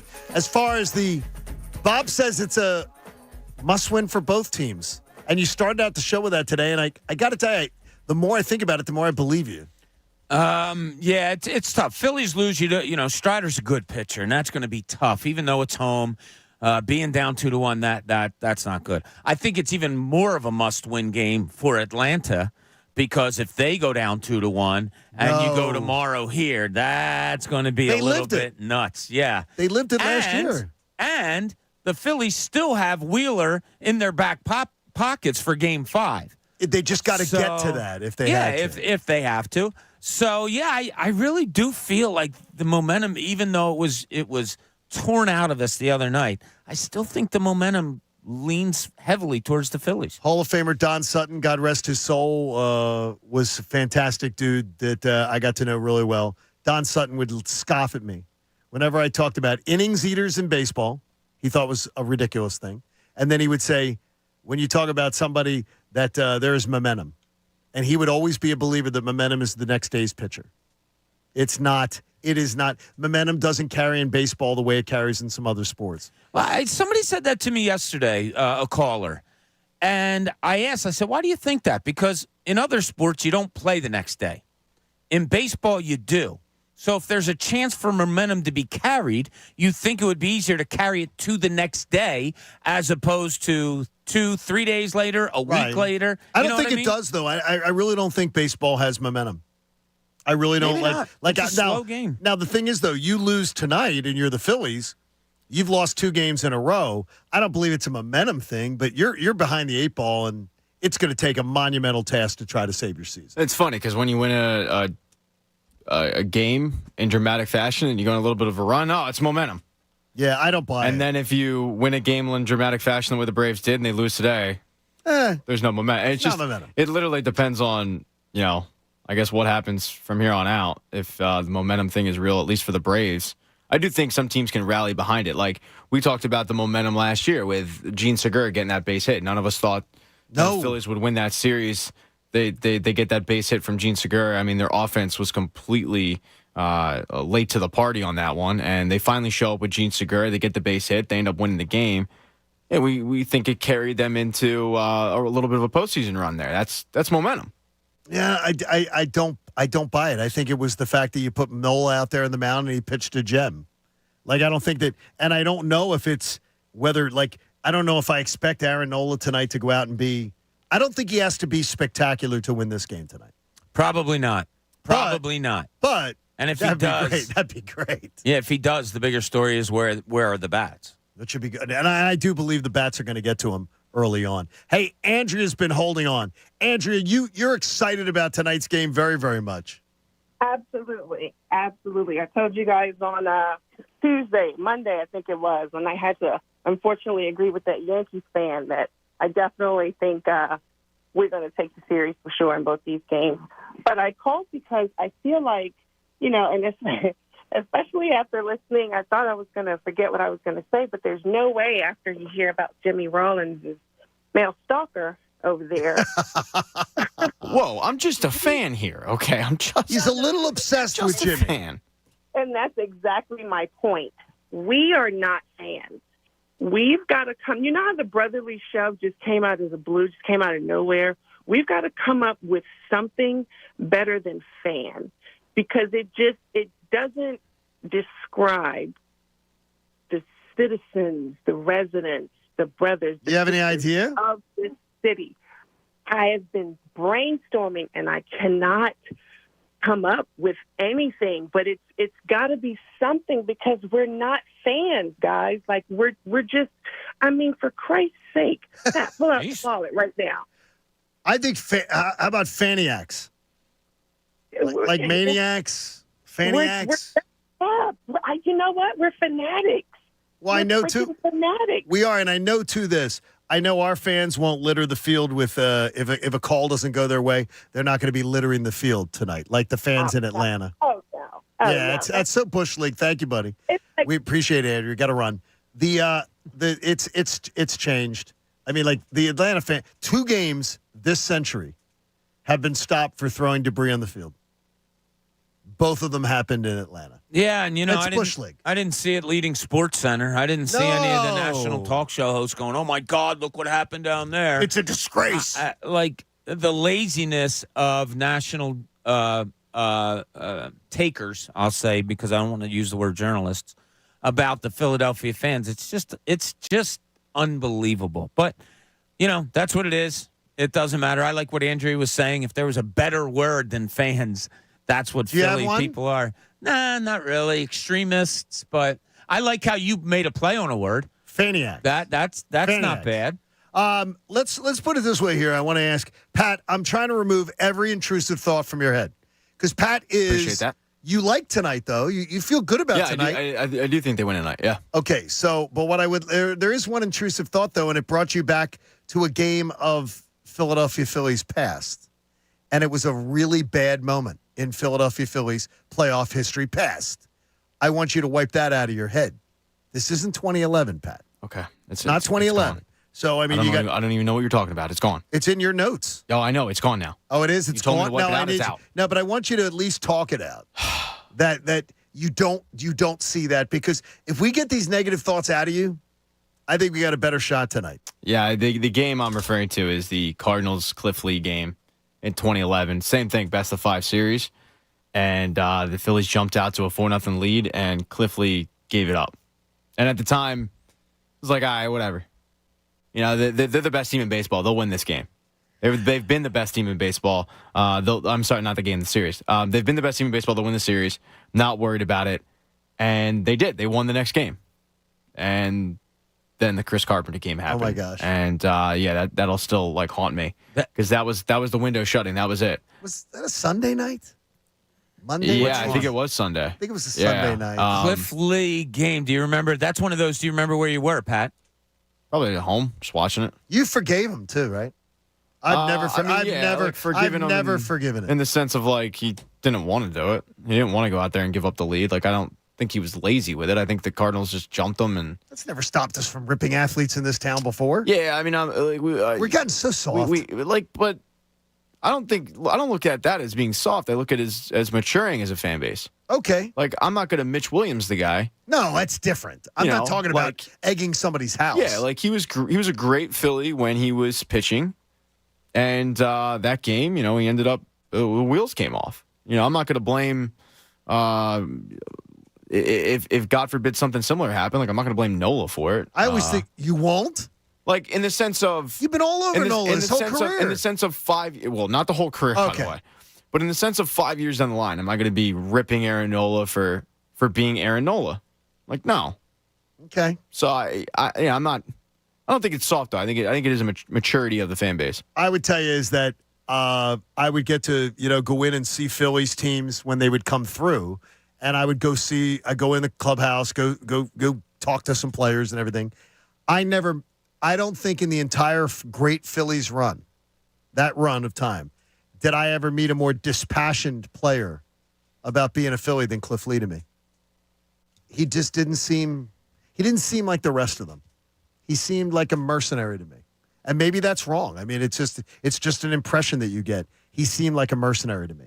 And a lot of professional athletes, Bob, they sort of feel that way about their careers sometimes because they're looking out for themselves because they know these teams will cut them loose.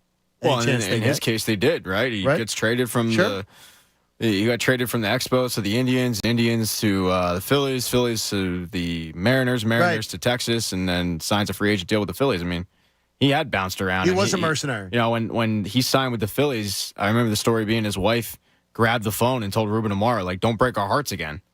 So he was, at that point, it was he wanted to be a Philly. He didn't want to be traded again, so he probably got so desensitized to And it could everything. be. That is a good point to bring up. Because it's just, again, it may not be fair, but that was always my impression of him. About all the players of that run, he was the guy that just seemed least impressed of being a Philly. Yeah, I don't know. I know I interviewed him. I know I covered the World Series back then. I covered when he was – I was actually on the Phillies beat for a couple of weeks when they made the trade for him. Wasn't that like a Sunday afternoon, Pat, or something? Or I don't remember. I thought the it was day a weekday, exactly. but I don't know. Maybe the speculation came out that it was going down because I had to stay at the stadium and write another story about it. But he doesn't stick out in my mind in any way, good, bad, indifferent. When I know I interviewed him a few times. I don't remember anything. We got it out of your head though, right, Pat? It's out of your head, right? I don't know what you're talking about. Oh, good. I love it. Yeah. It's like you have amnesia. Huh? You have amnesia. What show is this? Have you ever known anybody who had amnesia? I've never known anyone who had amnesia. I know my brother, when I was a little kid, got a really bad concussion and could not remember anything. Didn't know his name. Didn't know who I was. Like, it was bad. He fell on a patch of ice, and it was bad. I know a guy who was in an accident, had a traumatic brain injury, and he remembered people but had no feelings for them. Like no attachment. Kinda like he Pat. remembered, sort of like Pat. Very similar. No personal questions, don't want to hang out with you, those type of things. Yeah, very much like me. Very similar. So but that's really, it's just we're gonna have a good night tonight. I feel like it's a good night tonight. I really do. I don't like having bad nights. I like the idea though of the Braves potentially going the opener. You know, with one of their bullpen guys as the starting pitcher. That would surprise me. I mean, I know Elder struggled, and I know the really Shaw struggled, or whatever his name is. I wouldn't open a game with a bullpen. I'd take my chances with trying to get a few innings out of those guys before I'd go bullpen. Oh, Anthony Dillon on Twitter came up with something from Andrea's phone call. Fanimals.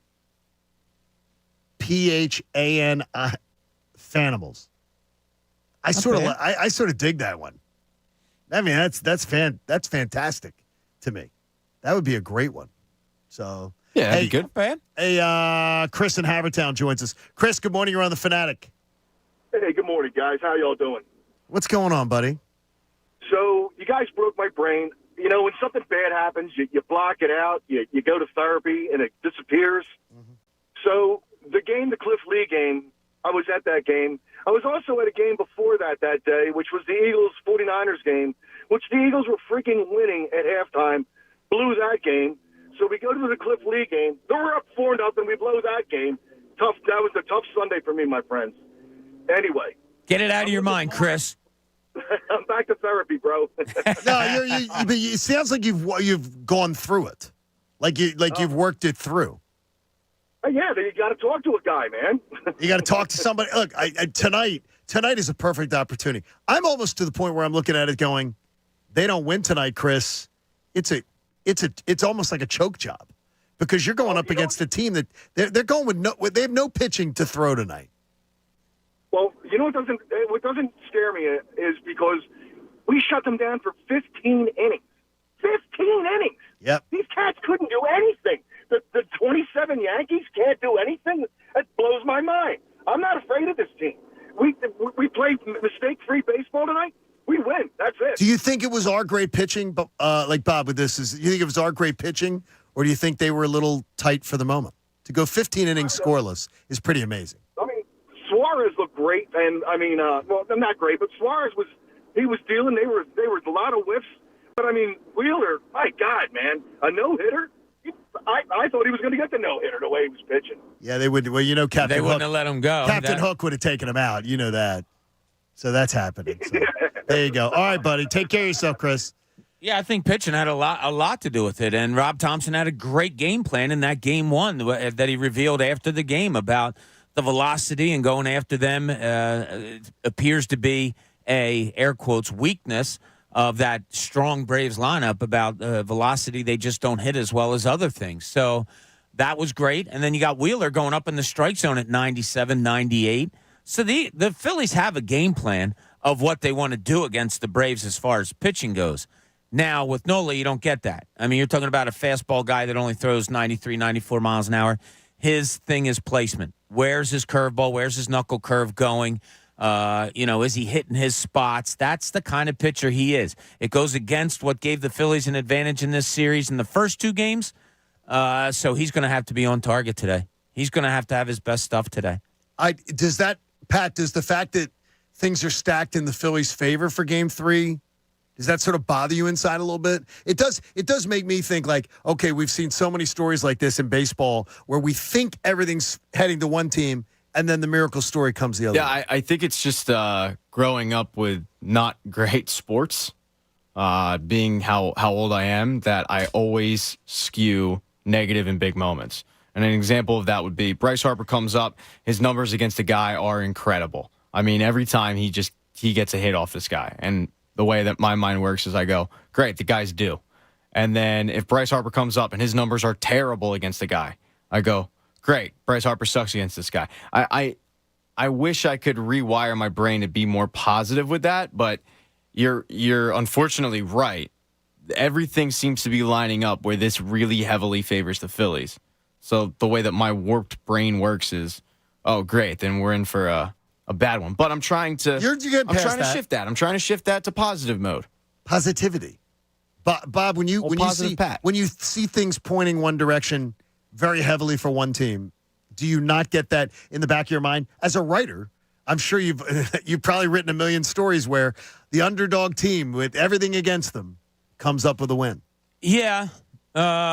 That's sports, right? That's the greatness of it. That's why you just don't know. That's why the anticipation is what it is to 5 o'clock tonight. Yeah, we all feel confident, and Nola, and they don't have a pitcher really going. But let's all be honest. In the back of our minds, we're thinking, man, they got to win this game. Like, you can't lose. Losing is part of being the fan that scares you into the excitement of the game. So, do things point the Phillies' way? I haven't looked, Pat, I don't know if you have or John looked at any of the betting lines tonight for the Phillies. I have a buddy that as soon as I get off, he'll let me know where it's going. But I would assume that the Phillies are pretty good favorites tonight. I would think you should be a favorite. The Phillies are favored minus 122 is what I have. That's not big, though. Yeah, that's not big at all. And not big at all, yeah. No, but I mean, really the other night, the Phillies were plus like 145 with Wheeler going. Now, the Braves won, so I mean, I guess Vegas was right, but that was surprising too in the moment. And for 8 innings, it looked like Vegas dropped the ball on that one. I thought plus 145 was tremendous value for Wheeler. I think minus 122 is good value tonight. Well, I got minus 192. You have minus 192? Did you look at the number? Minus 192. Yes. No, I got minus 122. 122 is a big difference. So, should I be the deciding factor? Johnny, it looks like you have the run line.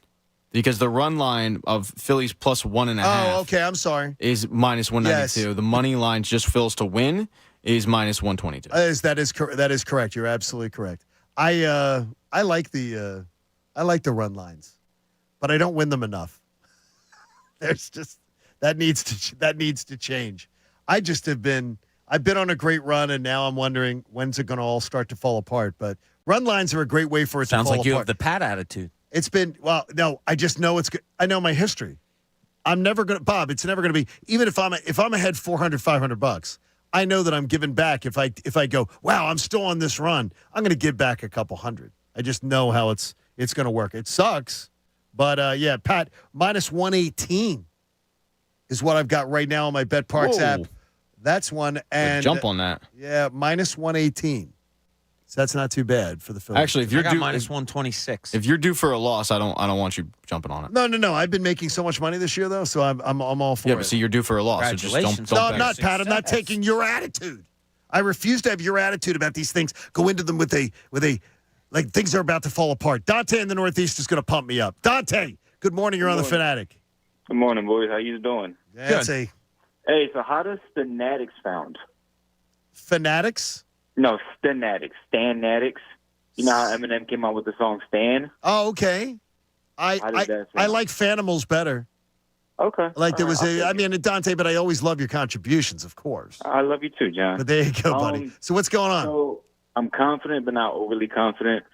I think the first 2 games we let it get away with the fact that we jumped on them early, but we didn't really get that clutch hit to really gain that momentum, like in the first inning. The way we seen the Rangers do it, the way we seen the Diamondbacks do it, where innings 1 and 2, our offense jumped on them early, putting up 6, 4, 3 runs within the first 2 innings.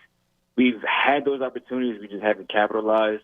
I want to see that tonight, as well as seeing Nola go 6, 7 strong. I'm confident, but not overly confident. I am still a little worried with the fact that they're the Atlanta Braves. They're the best team in baseball. And, it just worries me about that specific If you can go 7 with the Braves, I don't know. I don't think there's any way you're losing. Because because you're going to have a charged up bullpen ready to go, and you don't have to go. The mixing and matching, like I don't know the other day, I would love to have had the way Rob Thompson decides to use his relievers always confuses me. Like going to high leverage guys in the 5th and the 6th, and then you come around to the 8th and the 9th, and you have your 9th, you have Kimbrel if you have the lead, but your second choices are available in like the 7th and the 8th. I don't get that. I don't get it either, but I can't question it because he took the team to the World Series doing it last year, and he won a Game 1 doing it this year in Atlanta. What do you think their of Hoffman pitcher. the other night in that spot? That's what they've been doing all year. Is that the guy you wanted in that spot? It's funny. I said it as he was coming out. I said to my wife, I said, I never would have thought this guy was coming in at this time back in July, June, whatever. And then come August, September, he solidified himself as that. He's well. a 2-point-something ERA.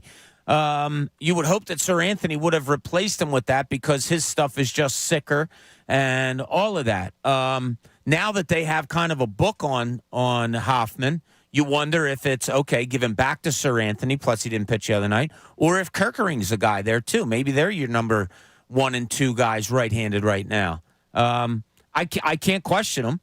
Because he came up with something different, and it worked all of last year, and it worked in Game 1. The other night.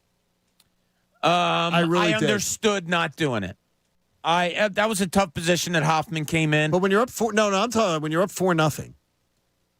I would have thought that's a perfect opportunity to put the kid in and just see, just hope he's not going to blow up. He hasn't shown you any indications of blowing up with his stuff, and his stuff shuts things down. It has for 6 batters.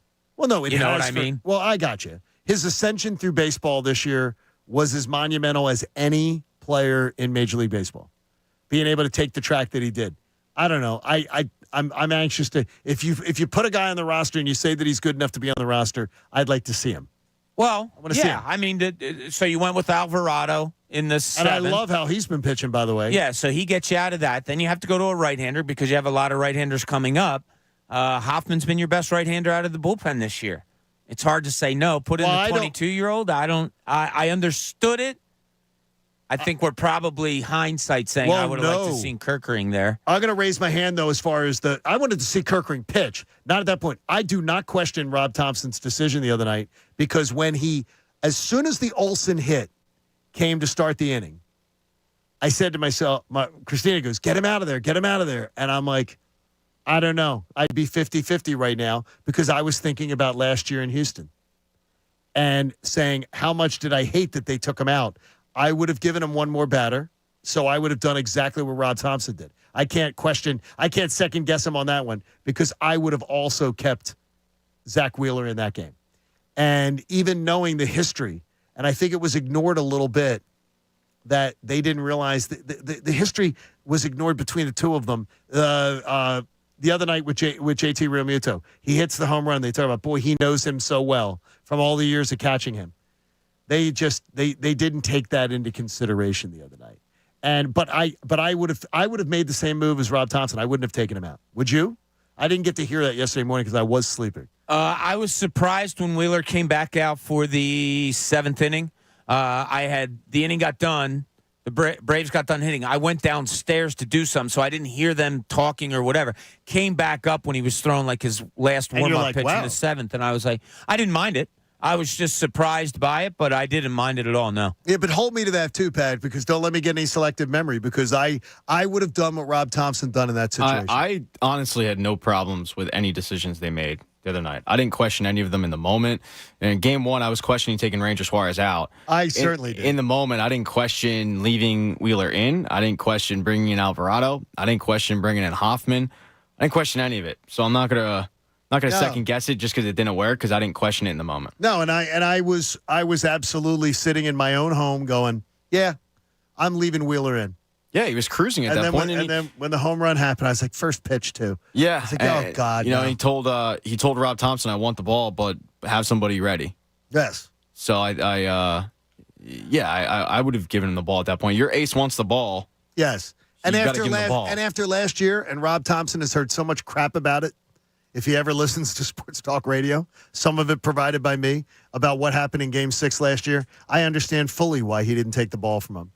And that was a great performance the other night. I don't care that the 3 runs are scored. That was a great performance against that Braves team. That's funny. I didn't know he said that to him. I want the ball, but have somebody ready. I like the honesty. All you can do is go by your gut reaction. My first reaction was, had I been manager and heard that, I may have said, nah. Because of have somebody ready, you mean? Yeah.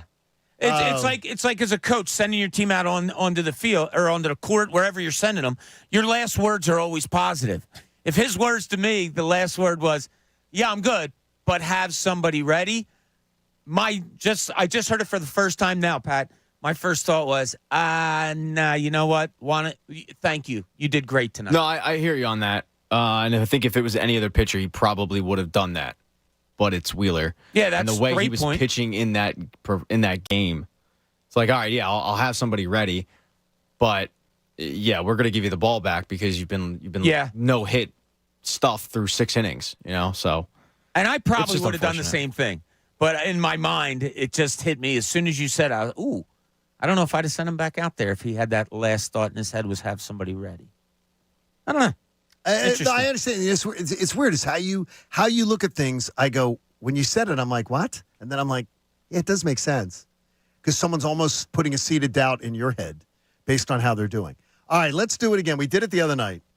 Tell me the storyline tonight. Tell me the score. Tell me the storyline. I'll write it down. I think the Phillies score runs tonight. I think that is I think that's the big story. The bats come alive. I think they put up over 6.5. Saw 7, 8. They're going to put up some. Wow, yeah, they're going to put up some runs tonight. What about Nola's start? We know how Aaron Nola pitches for the most part when he gets a big lead, and it's not all that great. Sometimes he nibbles. So I'm going to go with he's going to give up some. They're going to use the bullpen maybe a little more than we would have liked. I'll go like how many outs does he record? That's what we'll do. We'll record how many outs. I'll go 17. 17. All right, Pat. You have the Phillies winning too, right? 8-4. 8-4. Bob says 8-4. Pat? I also have the Phillies winning. I think they get it done today. I have them winning 5-2. Okay, I like that. Think Aaron Nola puts in a strong performance. How many outs does he record? I'm not good at math, John, so I'll tell you he goes 6 1/3. Okay, so he goes 19. Sure. 19. I will trust your math over mine. I didn't get in a temple. You did. I do think we have a good performance today from Trey Turner, a guy we talked about a lot. Ooh, that's and I'm smelling a Schwarbaum. But Schwarbaum. Look, he's due for one. So it's not like I'm really going on a limb out there and saying it's a Garrett Stubbs home run, but Schwarber's due, and I think he gets started tonight. I say Nola gives you tonight 18 outs. He goes 6 innings. Phillies win 7-4.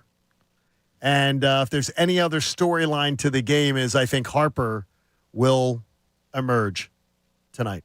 I think he's going to feel a little personal responsibility to take it on his shoulders and get this thing going tonight. Make some noise, have some fun. You guys are going to have a great time tonight. We'll look forward to talking to you tomorrow morning about it at 6 a.m. Now, Andrew Salchunas is out and about today. Where is he, Bobby? He's at Maple Shade PJ's on Route 38. And go Take meet a ride over. Yeah, I'm going to go over right after the show and hang out with them for a while and talk some baseball with them. So, yeah, it's going to be great. Hey, support life-saving cancer research. Join us and our generous partners, H&H Heating and Air Conditioning, and make a donation to the American Association for Cancer Research today. You can do it at 975thefanatic.com/AACR because cancer research saves lives. I'm counting on it.